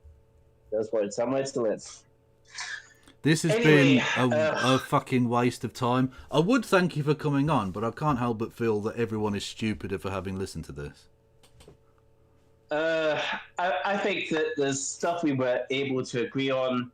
Again, I would just leave with the message that I think, again, there's more that unites us than divides us. I think deep down, everyone wants, good things for the welfare of Israeli and Palestinian civilians. And I would just hope that if you actually care about the welfare of Palestinian civilians, you would look for something better to express your activism through, rather than people who think it's good ideas to block Jewish students from going into campuses. All right, enough. Facing synagogues and holocausts. Stop fucking gish galloping with your bullshit. That's not gish galloping. What the fuck? You're just randomly entering in bullshit at the end. Brilliant, fantastic. Thank you. Well, none of those really help establish a state of Palestine, but.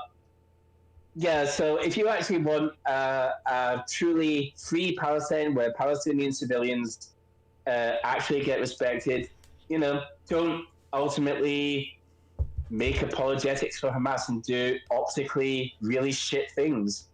No, you should do optically cool things like saying Arabs are all fucking terrorist scum who we shouldn't trust. That's optically a massive win. We can look back through the VOD, dude, and find a single clip of each thing. I encourage your chat to do it when the... All right, you're turning into Destiny now. You have to watch 4 hours worth of stuff to get the context of why my racism was dope. Okay, mate. Go away. Go away. Fair enough. Thanks. Love you. Bye.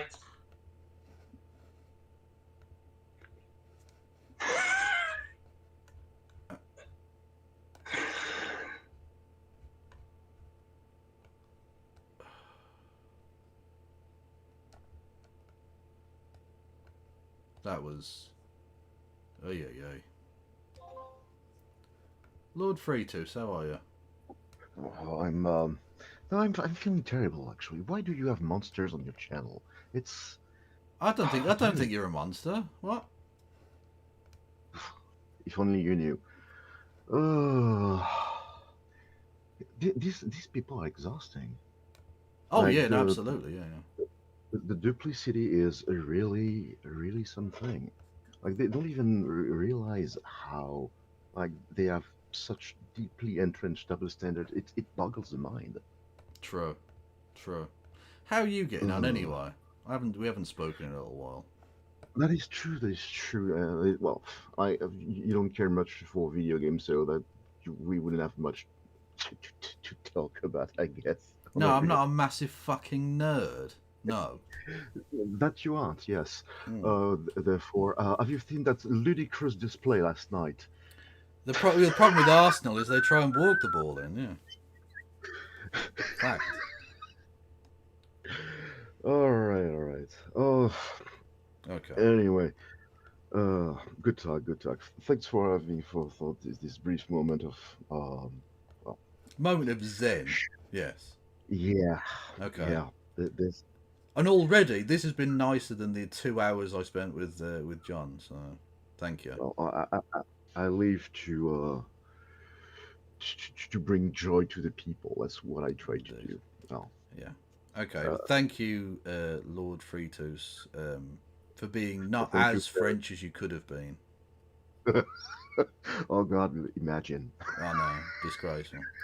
Okie doke. Uh, have a good rest of your evening, and You too. thanks again for all your hard work. Oh, much Take love, care. much love. Bye bye. And how the fuck do I leave? There you go. Disconnect. Boom shakalaka. On the point, by the way, of actually, well, no, we'll get to that. I'll turn the thing back on. Hang on. Alert box is back on.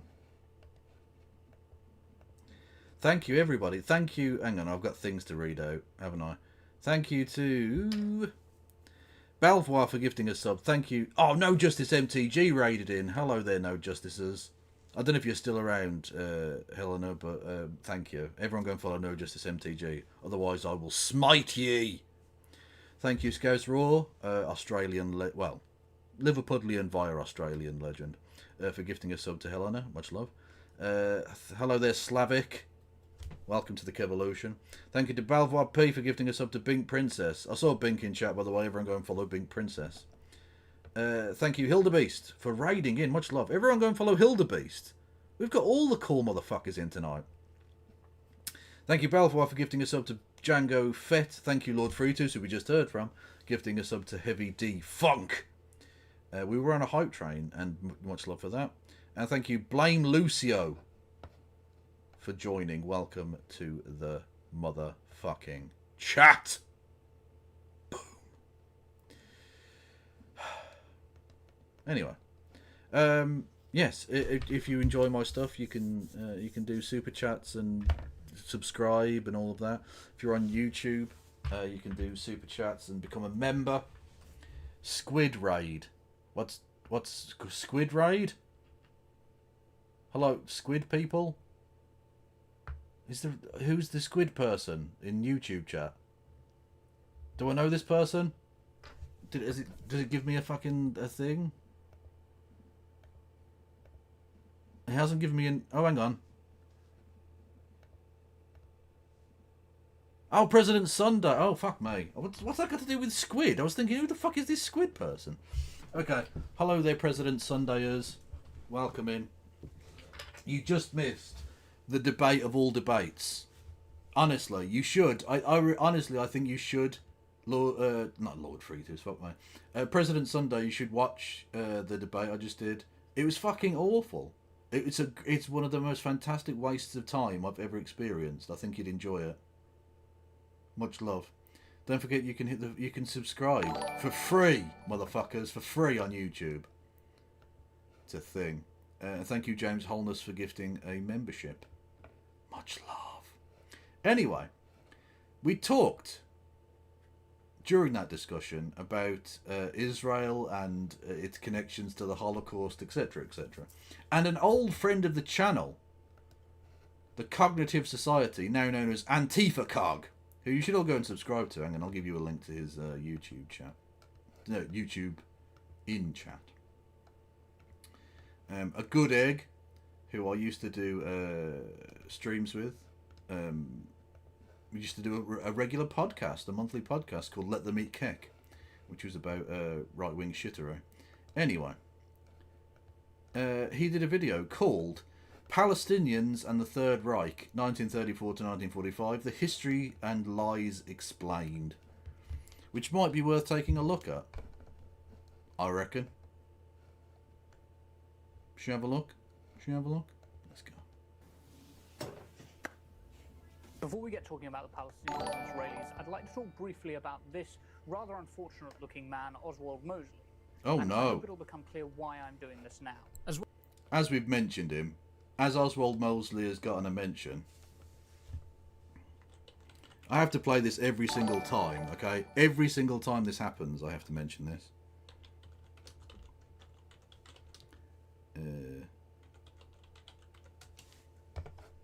Because it is still the funniest thing. My East End's full of love, but it sounds like young Harold lived with hate.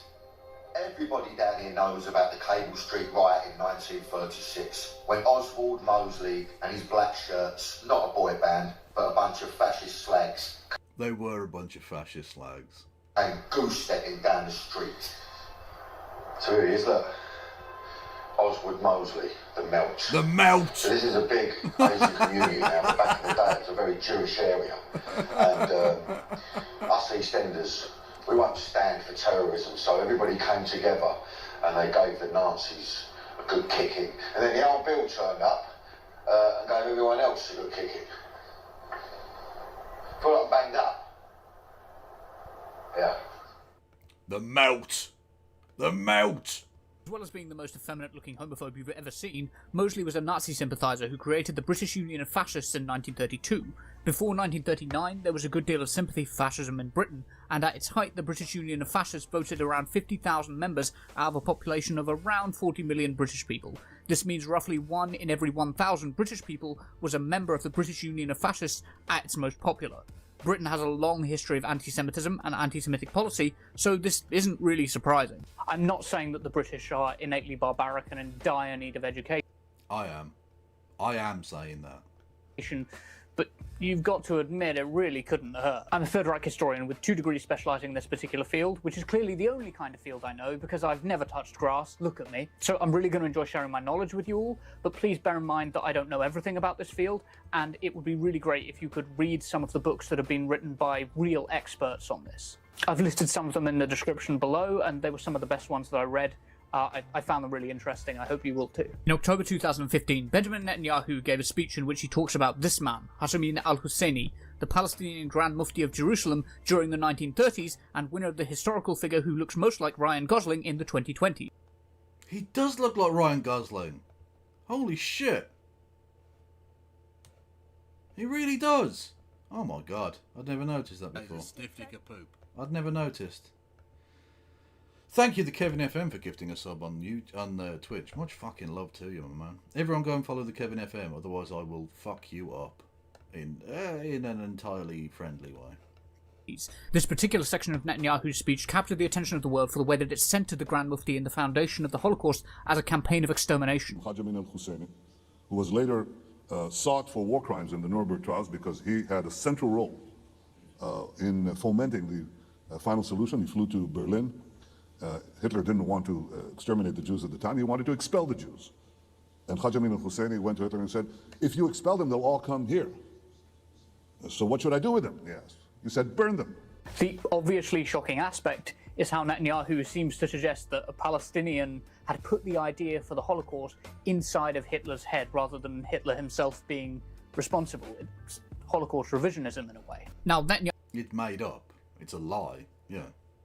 Netanyahu is not alone in this idea. Some historians who I'm extremely skeptical of, like Rubin and Schwanitz, take a softer approach of arguing that Hitler's alliance with the Grand Mufti meant that deportations to Palestine were no longer viable, and so the extermination campaign became inevitable. Note that Rubin and Schwanitz aren't arguing that the idea came from the Grand Mufti, like Netanyahu is, but this need to center a Palestinian in a European atrocity is a consistent theme I see in people who take a fragmented view of the history. There's actually no doubt that the Grand Mufti, who was a personal friend of Heinrich Himmler and a raging anti-Semite, was an ally of the Nazis who actively participated in the Holocaust. There's a clip of pro-Palestinian activist Rathbone, who I usually agree a lot with, where he mentions al-Husseini in passing. Who was the president of Palestine before 1948? Gotcha. Palestine didn't have what we in the West call presidents. They were called Grand Muftis. And before 1948, the Grand Mufti was... He looks fucking weird without a beard. Amin al-Husseini. What? And it really seems like important context to mention that this guy was a Nazi sympathiser who actively encouraged the Third Reich's genocide. It seems remiss of Rathbone not to mention this when he's talking about al-Husseini as the president of Palestine, because I can just see well-intentioned pro-Palestinian activists citing and then defending al-Husseini without knowing that he was a Nazi ally and actively complicit in the Holocaust. Al-Husseini was heavily involved in the 1930s Arab uprisings against the British and European colonial rule over the Middle East, and attempted a coup against the British-backed Iraqi monarchy on behalf of the Axis powers in 1941, and when this failed he fled to Berlin where he met with Hitler. So that's some of the background. The problem with Netanyahu's claim that the Grand Mufti was the real mastermind behind the Holocaust is that it doesn't actually add up with any of the evidence. Now, there are three obvious counter-arguments. The first is rhetorical, the second is to do with historiography and when these events took place, and the third is to do with how important the Grand Mufti was to the regime and his overall importance in world politics. So firstly, the rhetorical evidence He's not massively important, is the point. Shows that Hitler was already comfortable with speaking openly about annihilating the European Jews. It's kind of what he's known for, really, and had only gotten more rhetorically explicit throughout the 1930s. In a speech to the Reichstag on the 30th of January 1939, Hitler said that if the Jews began a Second World War, and of course he scapegoated the Jews for absolutely everything, then the result would be the annihilation of the Jews in Europe. So Netanyahu's claim that he didn't want to exterminate the Jews 2 years after making this speech holds water about as well as an Ocean Gate submersible. The second... Also, imagine if anyone else, any other world leader, had been this ridiculously anti-Semitic and Holocaust denying. Just imagine that for a fucking second. 255, not now. Counter-argument is that the timing and historiography don't add up. So historiography, for those who don't know, is basically the debate between historians and the development of better arguments about the cause and processes of historical events. I know, I need to go outside. Look, I'm sorry, it's important for what I'm about to say. In the case of how the Holocaust was carried out, the historians tend to fall into two camps, the intentionalists and the structuralists. The intentionalist position from historians such as Reitlinger, Hilberg and Davidovix is that Hitler had a grand plan for the Holocaust which was carried out on his direct orders. Oh, Hitler cat. Proceeding from the top down. The structuralist position from historians such as Streit, Mommsen and Brodsatz is usually that the process didn't happen like that, and although it was carried out with Hitler's knowledge and approval, it was local groups who initiated killings based on vague anti-Semitic rhetoric from above, which was then given official sanction after the fact to become official state policy. This idea is often called cumulative radicalization, and it's similar to stochastic terrorism, where far-right thought leaders radicalize their followers, but the decision to actually carry out attacks is taken by the followers themselves. The leaders then have plausible deniability in some sense. I would identify more strongly with the structuralist camp, so I do want to emphasize that structuralism doesn't deny Hitler's knowledge or approval of the killings, but this is about how the process unfolded. This process was the ad hoc excusing of slaughter, slowly becoming systematic killing. And this is what acclaimed historian Christopher Browning described as a mere quantum leap in anti-Semitic policy from expulsion to extermination. The intentionalists often do believe that there was a single Führer order. I'm glad to hear about that 255. A moment when the order came down from the top. So how does this fit in with the Grand Mufti? Well, kind of badly, as all the leading intentionalist historians say that the Führer order would have to come sometime between the spring or summer of 1941, and Hitler didn't meet the Grand Mufti until November 1941. So unless Netanyahu is arguing that the Grand Mufti was so evil that his evil seeped back in time and made Hitler issue an order for the Holocaust 6 months before they even ever met, then that doesn't really add up. The third obvious counter-argument is that this massively exaggerates the power of the Grand Mufti, who wasn't very influential over Hitler or any of the Nazi leadership. Hitler himself only met the Grand Mufti once. He wasn't in Hitler's inner circle. The historian Christopher Browning wrote an excellent article responding to Netanyahu's comments, where he said that the Grand Mufti's importance was being exaggerated in a, quote, shameless attempt to exploit the Holocaust to deny Palestinian statehood. But I'm sure... Which is entirely the Zionist use of the Holocaust. It uses the Holocaust in order to further its modern political goals.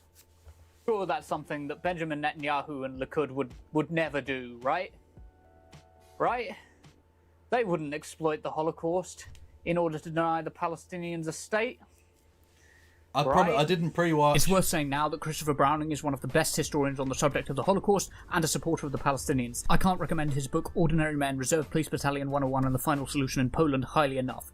It's a really harrowing, in-depth study of the people who actually carried out the Holocaust on the ground in Eastern Europe and how we should think about them. The best historians are typically those with a good working knowledge of the subject and the... I'm always happy to have Cog on. We don't talk that much anymore. Not for no reason. We just don't. Like you've been busy with studies and shit for the last couple of years, I think. Previous debates between historians. So it's safe to say that Netanyahu's claim that a Palestinian was the cause of the Holocaust doesn't actually hold any water when you think about it. But what about the wider question? How culpable is Palestinian culture for their cooperation with the Nazis during World War II? What were their attitudes towards the Third Reich? And how influential was al-Husseini's complicity with the regime of the Third Reich? A good way to start is to look at one of the initial mistakes that people always make when looking at the Third Reich and the Palestinians. And it's the same mistake they always make when looking at the Third Reich, and that's to take their propaganda at face value. Don't take it at face value. Nazi propaganda was as dishonest as Boris Johnson taking a vow of fidelity, and the propaganda in the Middle East was no exception. The propaganda was wholly discordant with the actual beliefs and policy goals of the Nazis, who thought of both the Jews and the Arabs as racially inferior, but were willing to ally with one group in order to eradicate the group they hated more. Jeffrey Herf is the leading expert on wartime Nazi-Arab propaganda, and Herf is careful to highlight that the propaganda exaggerated the importance of the Middle East significantly. I should mention that Herf has some objectively terrible takes on the Gaza conflict, but he is useful as a historian, not a political commentator. Objectively terrible. Free Gaza from...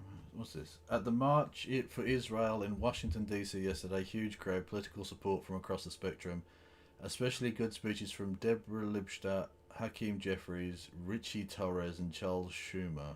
Free Gaza from Hamas.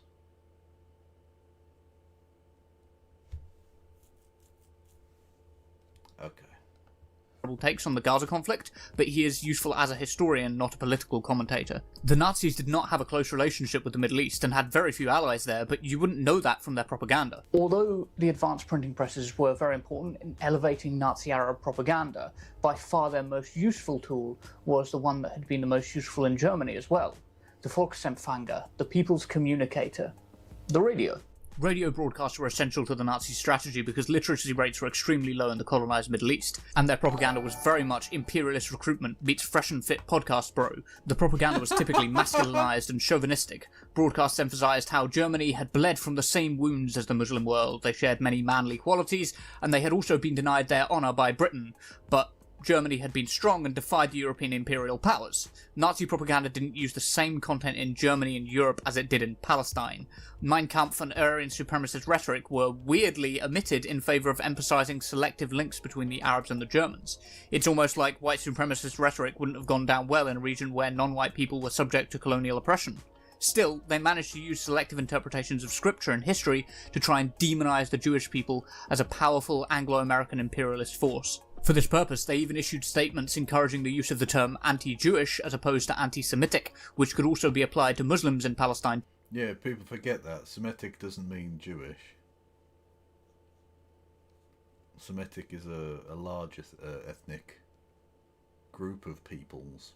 Too, who were also Semitic peoples. There was a definite improvement in the quality of their propaganda after 1941 when the Grand Mufti became involved. He was able to use his knowledge of scripture to select parts of the Quran and the Hadith and present a false compatibility between Islam and Nazism.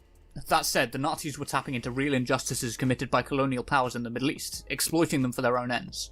The goals of the Nazis may have been wildly incompatible with Arab nationalism, exploiting Peekaboo, what the fuck is this pathway? them for their own ends.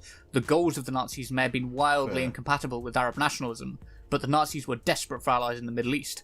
A good way of looking at this is to compare it to the way that PragerU uses the term Judeo-Christian. PragerU will regularly use the phrase Judeo-Christian values to create a false historic kinship between Christianity and Judaism that erases the reality. It frames Christians and Jews as allies fighting against destructive foreign Muslim values. Exactly, it's ridiculous. It's ridiculous. I mean, that's the joke I did when John was on, when he was going on about how if you take a group of people who have a problem with you and constantly try and exterminate you and blah, blah, blah. And I just interjected with, yeah, enough about white Europeans who constantly, were killing and expelling and pogroming Jewish people. What's that got to do with Palestinians? It's a fair point. So is this the British fault again? Yeah, probably. To be honest with you, if you look at world history, most of the problems can be traced back to either Britain or France. In South America, you've got Spain and Portugal as well, but for the rest of the world, it's Britain and France. Pretty much. In reality, Christian history is full of anti-Semitism. The Nazis essentially pulled the same trick, except they erased the history and reality of their eugenicist ideology in order to falsely align Islamic and Germanic value. To be clear, I'm not saying that PragerU are Nazis, but it is interesting that in both cases, one cultural group is represented as they do have some similarities. As the existential threat to the other two. And it was a false interest, intended to exploit the Palestinians. It's worth noting that a German SD report, issued just a few years earlier in 1937, specifically prohibited the promotion of anti-Jewish sentiments among the Muslims in Palestine, because it might hamper Germany's efforts to forcibly deport Jewish people there. The Germans had no loyalty to the Arab cause, they just wanted to use them. In Germany, Jews were portrayed as being behind the war, and communism, and capitalism, and Eva Braun standing on a Lego brick. And in the Middle East, they were portrayed as being behind imperialism, because that's what people in the Middle East hated the most. It's classic scapegoating. Whatever people hate the most, you blame on Jewish people. So you see, Europeans blaming minorities for the crimes of other Europeans is not a new story. As time went on, it became increasingly obvious that the propaganda was out of touch with the reality on the ground, and totally mismatched with the regime's actual policies. So if the propaganda is misrepresentative because it's slanted towards German aims, what was the reality of Palestinian views on Germany and anti-Semitism? How did the Palestinians see Germany's role in the world? It's worth saying, firstly, that support for Nazi Germany in the Arab world has been massively exaggerated by those who wish to deny the Palestinians a state, and by Islamophobic campaigns in the Western world after 9/11. The Nazis absolutely had plans for the Middle East, and Hitler undoubtedly wanted to extend the final solution into the Middle East, and this would have involved Muslim collaborators. And there's no doubt, I mean, for instance, do we count this? I suppose we do count this in the Middle East / North Africa. In the supposed war without hate. The kind of sanitized bullshit of Erwin Rommel and his North African campaign, where the Germans, in order to try and salvage any kind of aspect of the Second World War that they could be proud about, have tried to say that this was just warfare. There was no hatred here. This was somehow devoid. This was separate from the Holocaust and all of that. Especially because, of course, Rommel would turn against Hitler and eventually be forced to commit suicide, and all of that. So, like, in a way, you can kind of try and reclaim him and that aspect of the war as something positive that the Germans did, but it wasn't true. The SS went to North Africa. They did round up and kill Jewish people. That did happen. It was on a much lower level, much smaller scale, but it doesn't make it any less genocidal and horrific. There was nothing good out of that fucking war. From Germany, anyway. 255 says, I read an alternative history novel once where the Nazis take over most of Eurasia. It mentioned they treat Hindus better than other brown people because they're technically Indo-Aryan. You think it's ridiculous to imagine they'd be ideologically consistent in that way. I don't think there was much of like a master plan in that way. This is the thing. The Nazis, you've got to bear in mind, people give the Nazis too much credit for having some sort of intricate plan. Their plans were very, very loose and pie in the sky. Their entire plan, this is the whole thing, right? The Lebensraum, living space, right? Firstly, they didn't need living space. They kept talking about, we need living space in the East. No, you don't. They actually didn't. When they took over those lands, they couldn't get people to move there. They could never find enough people to actually occupy that land. Because the German people were not overcrowded. They didn't need to be moved anywhere. The Ostsettler were a tiny group of people. No one wanted to move there. Their plans were just pie-in-the-sky nonsense. They were going to find 120 million people to occupy this territory. Where from? The fuck does that mean? What are you you're going to starve to death 30 million people in one winter? And then expect people to move there? There was no consistent anything. I mean, that's why you can write such fantastical stories about what they'd have done if they took over Indo-Eurasia or whatever. Because there was no plan for any of it. There wasn't even really a massive plan for Europe. They had like general ideas of what they were going to do. It was fucking stupid. And ultimately, there was those incongruities and the farcical way in which they took about doing all of this that led to their downfall in the end. It's enormously inefficient when running a war on two fronts that also take up huge amounts of manpower doing a genocide. Even if we ignore the morality of that genocide for a second, it's just stupidly inefficient. And of course, all of these work camps, you're not going to get the best work out of a group of people who you are starving to death. They're not actually going to be that productive if you're starving and working them to death. Most of those factories produce very little. I mean, literally, the Monowitz plant, the Auschwitz 3, because Auschwitz is 3 camps, right? You've got Auschwitz, where the people lived, Auschwitz 2, which is Birkenau, which is the gas chambers, etc. And then Auschwitz 3, not often talked about, the Monowitz plant, which was IG Farben, a chemical industries company, which opened a camp there to make synthetic rubber, and never produced anything. It never produced a single gram of any usable substance in the entire 2 years it ran, because it could never get enough people there long enough to train them up properly to do anything, because you keep just starving to death and murdering the workforce. It's ridiculous. But, as has been pointed out many times, that should only make them as complicit as European states. And then when you add in the morality of it, it becomes grotesque beyond belief. But, I'm talking about the practicality of it, but whatever. But that's speculative history, and we really should compare what we actually know about collaboration in the West and Arab states. High estimates of those involved in the Arab uprising against British rule in the 1930s estimated that about 22,000 took part. Now, to be clear, these people were not Nazis, but the Grand Mufti was a senior figure, so we'll take the very generous concession of assuming that all 22,000 were Nazis. But even if we concede all of that nonsense, which is far too generous to the Islamophobic narrative, it would still make Britain a more collaborative country than Palestine or the Arab world. We know, because I set this up by telling you at the start, that some 50,000 British people were paid members of the British Union of Fascists under Oswald Mosley. It's safe to say then that if Palestinians are Nazis because of their collaborationist history, then Britain must be ultra-Nazis. There's no getting around the fact that every state in the 1930s had detractors who were sympathetic to Nazism. There's a common idea and assumption that... Yeah, that's true. There were Nazis fucking everywhere, mate. Bunch of fucking fascist slags. Did you miss the debate? You did miss the debate. Also, hello, Bunny in the Box. Also, why are you not in bed? It is a school night.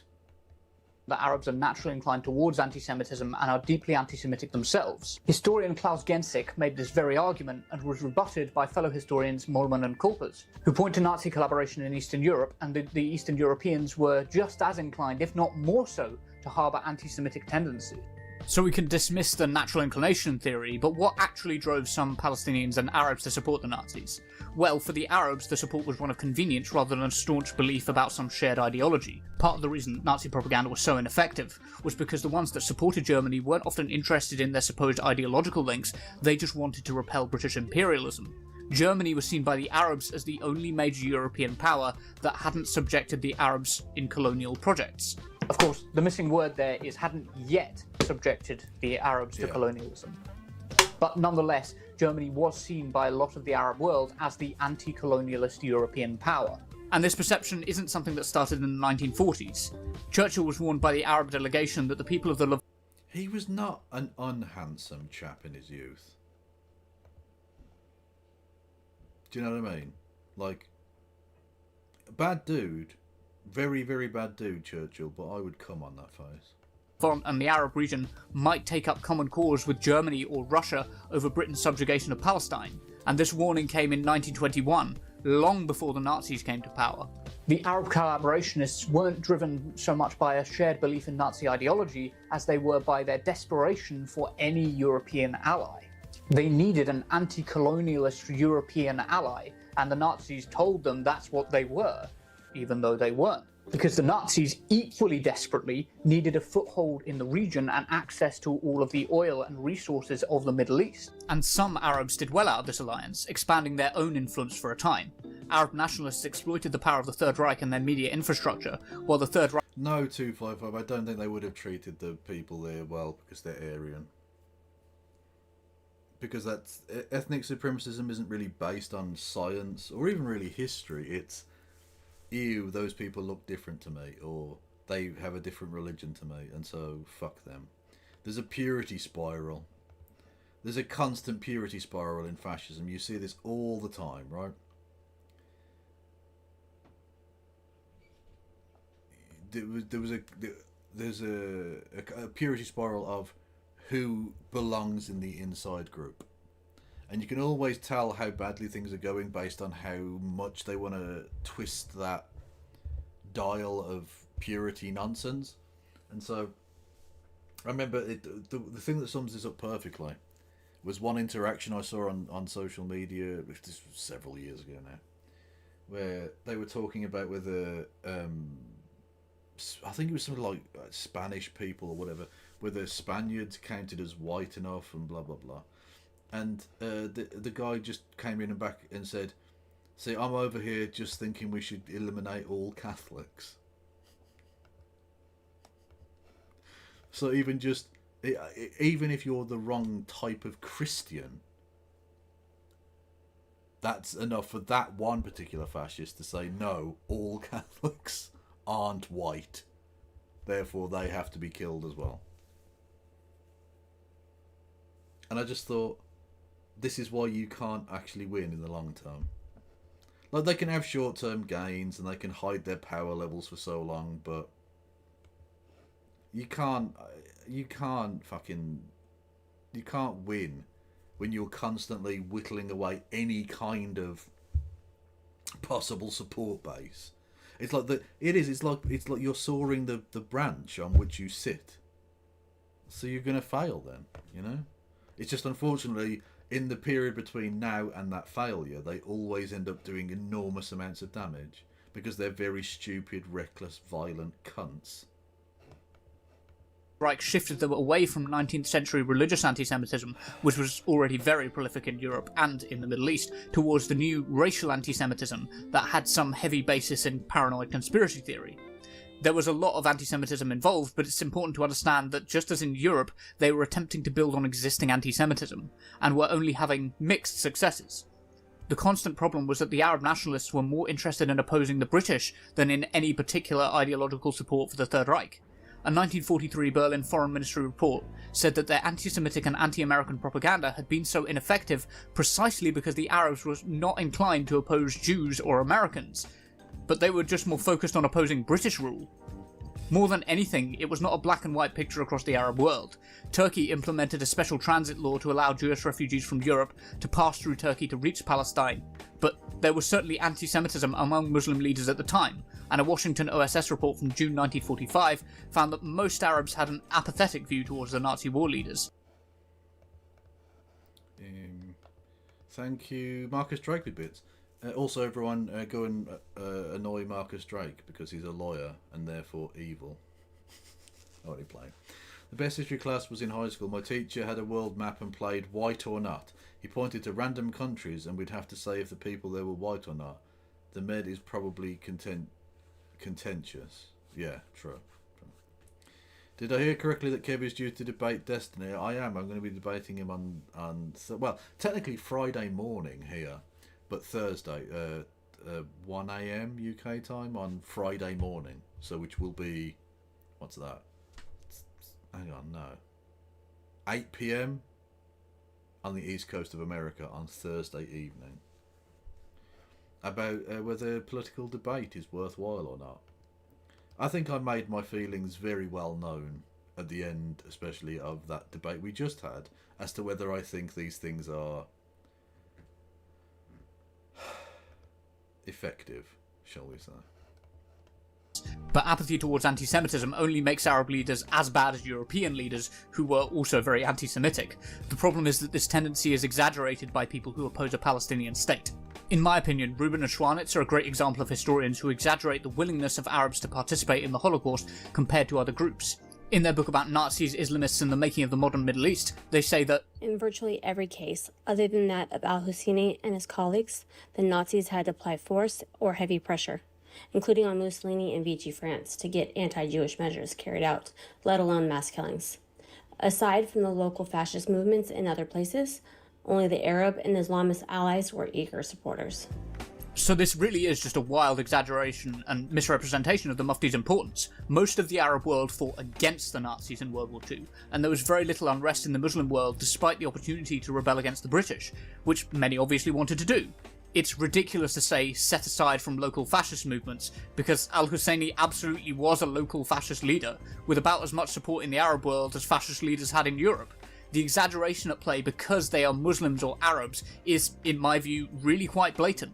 After all, most of the Holocaust victims were killed in Eastern Europe, with little, if any, dying in the Palestine region. This was a European crime and should be remembered as such. Yep. So we've established that there were very few Arabs and Palestinians who supported the Nazis, and even those who did seem to have largely been using it to oppose the British. Al-Husseini was exceptional, even among the exceptional, when it comes to Arab perceptions of the Nazis in the 1930s and 1940s. We spend far too much time looking at the allies of the Nazis and their perspectives, but you can't really understand the alliance until you understand the Nazis' perspectives on them. They did not view them as equals, and there's a heavy contrast between the Arab collaborationist perspective, the public-facing image of this alliance, and the reality of the Third Reich's perspective. It was very different. It's important to underline that Hitler himself thought that the Palestinians were racially inferior, despite all the propaganda about their shared qualities. He described them as, at best, lacquered half-apes anxious to experience the lash. So this wasn't a group of people he had any respect for whatsoever. All of the Palästinerdeutsche, the Palestinian Germans, were exiled or imprisoned in Germany in 1939. Hitler had no time for them except where they could be politically weaponized. Where it was politically expedient, his tune changed, and he was willing to get into bed with them.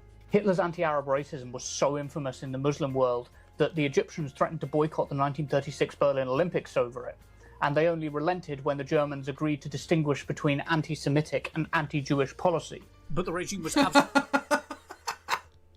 Egypt. What a fine line to draw there.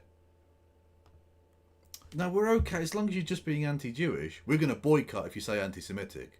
You're just anti-Jewish? Where's that fucking running track? Let's go. Hey, you fucking absolute bell piece. Way to lose the moral high ground real quick, Egypt. Absolutely racist against the Arabs, just less so than they were against the Jewish people. The same way the regime allied with the Soviets to invade Poland, they were allying with the Arab world to attack the Jewish people, but this was a marriage of convenience, and there was every sign that the Nazis would betray the Arabs as they betrayed the Soviets. Their goals were completely incompatible, but the Nazis were desperate for allies in the region because they needed access to the oil resources there. Racism could wait if it meant that they could win the war in North Africa and the Middle East. And despite all their propaganda, the Nazis didn't want an Arab state. They wanted their own colonial authority over the Middle East. When they met in person on the 28th of November 1941, the Grand Mufti asked Hitler directly if he would back Arab independence, and he fully dodged the question. He said that the time wasn't right, and once they had been victorious in the region, Germany's objective would then be solely the destruction of the Jewish element residing in the Arab sphere under the protection of British power. His answers weren't about Palestinian rights, but about hating Jews, and as the war progressed, the Grand Mufti was sidelined and increasingly just screaming into the dark while being ignored by the Nazi leaders. When it came to the Jews in Europe, Germany had a policy of extermination which replaced the policy of expulsion after 1941, but all over the Reich, various polycratic branches of the empire were allowing Jewish immigration to Palestine in small numbers, very, very small numbers, if it served their interests at the time, and this pattern increased considerably in 1943. Have you got a link for that? Oh God, imagination scene. The same year that the Mufti YouTube wrote that the Arab Nazi groups were deeply offended that their friends, partners of the Axis power, are furthering Jewish English objectives by permitting the transfer of Jews, agents of the British and communism. Agents of the British... Hang on. The transfer of Jews, agents of British and communist enemies... Oh, so, comma. Okay. I thought they were saying Jews were agents of Britain and communism. Maybe he is saying that, I'm not sure. And enemies of Jewish English objectives. The fuck? Does he think Britain was like super pro-Jewish? What? Do you know English history at all? Because it fucking isn't. Of the Arabs in Europe to Arab Palestine.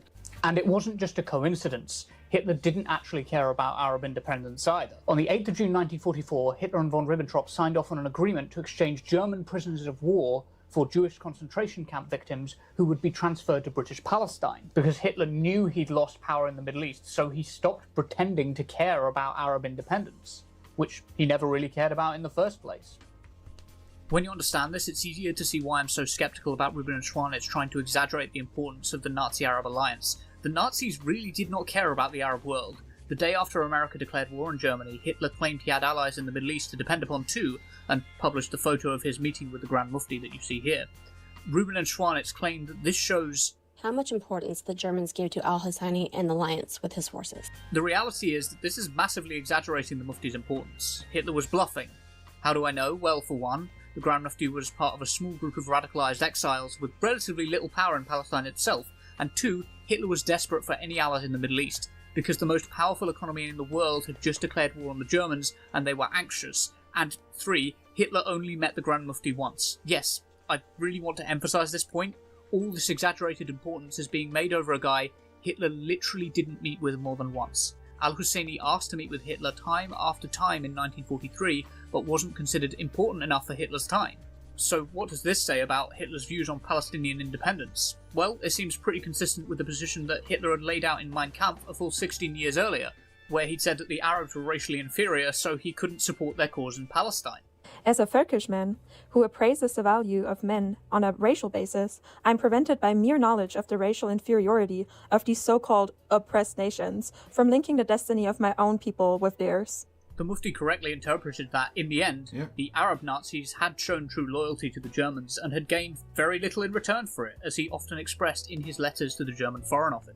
The truth is that the Third Reich never cared about Arab independence or Palestinian rights. They didn't care about decolonial efforts. They just wanted to establish their own empire that could replace the French, British, and Americans in the Middle East. They were a colonial power. Hitler thought of the Arabs as racially inferior. He only met with the Grand Mufti once, and he started ignoring him long before the D-Day landings began. It was a marriage of convenience, not an eager alliance between willing participants, and it certainly couldn't have stood the test of time. A fair question at this point is, well, what about the Arab Muslim SS battalion led by al-Husseini? Well, it's true that al-Husseini and Himmler were friends, and Himmler was keen on a Muslim branch of the SS led by al-Husseini, which was created in February 1943 and named the Hansha SS. Some Islamophobes love to hold this point up to try to prove that the Palestinians and the Arabs have secretly always liked the Nazis and they've secretly always been allied with them. They're kind of the same, you know? Weren't they Albanian or some shit? But there's several problems with this narrative of the big bad Arab Muslim SS battalion. One problem is that it was almost entirely made up of white Europeans, so it's not really an Arab battalion at all, and most of the small number of Arabs who were involved were forced into it after spending time as prisoners of war. The majority of the recruits came from Muslim areas of Eastern Europe, particularly the Bosnian region and Croatia. It was mostly made up of white people, so they were the big bad Muslim battalion, not the big bad Arab Muslim battalion. Or so we thought. It turns out that the Grand Mufti wanted it to be an exclusively Muslim battalion, but the Third Reich wouldn't let him close off applications from Bosnian Catholics, so a lot of his recruits were white Catholic Christians, so really the Hanscha SS was just a big bad SS battalion. Or maybe not. It turns out they reported absolutely huge levels of desertion in autumn 1944 according to the German Foreign Office. Genius. So they were a big bad Arab Muslim SS battalion, but without being big, and without being bad, without being Muslim, and without being Arab. So it turns out that they were just an SS battalion. And again, Nazi collaborators were found all over the world. The Mufti only really noticed in 1944 that Hitler had set up the Hanscha SS battalion in order to distract the Mufti, in order to give him something to do, so he wasn't looking at Palestinian independence, which the Nazis were contributing absolutely nothing to. So even from the Mufti's own perspective, it was a distraction tactic. It wasn't a serious commitment to, or a serious alliance with the Muslim world. It was a distraction for long enough that they could betray them. The Hanscha SS was not a symbol of the Nazis' love for the Palestinians or Palestinian loyalty to the Nazis. It was a sign of how weak and fragile the Nazi claims about their alliance and their commitment to helping the Grand Mufti actually was. How little support they actually had in the region. The Grand Mufti was highly anti-Semitic, as were a lot of Palestinians, Egyptians, and Europeans. But he's not representative of Palestinians as a whole, and certainly not representative of the Muslim world as a whole. That said, I don't want people walking away with the impression that Nazism and Zionism were allied either, so we should talk a little bit about the Nazis, the Zionists, and the Havara Agreement. Unfortunately, a lot of anti-Palestinian misinformation has led people to become a sheep of the other herd and not claim that the Palestinians were Nazis, but claim that the Zionists were secretly allied with the Nazis. This is untrue, it's just simply a lie, and the misinformation has taken many different forms. On the extreme end is David Irving, a whole... Hey, hello Antifa Cog. In the old fucking Twitchy chats. How are you, man? This is the person who made the video, by the way. Everyone go and follow Antifa Cog. On all of the platforms ever. You know, this is really good. This is excellent, well-made stuff.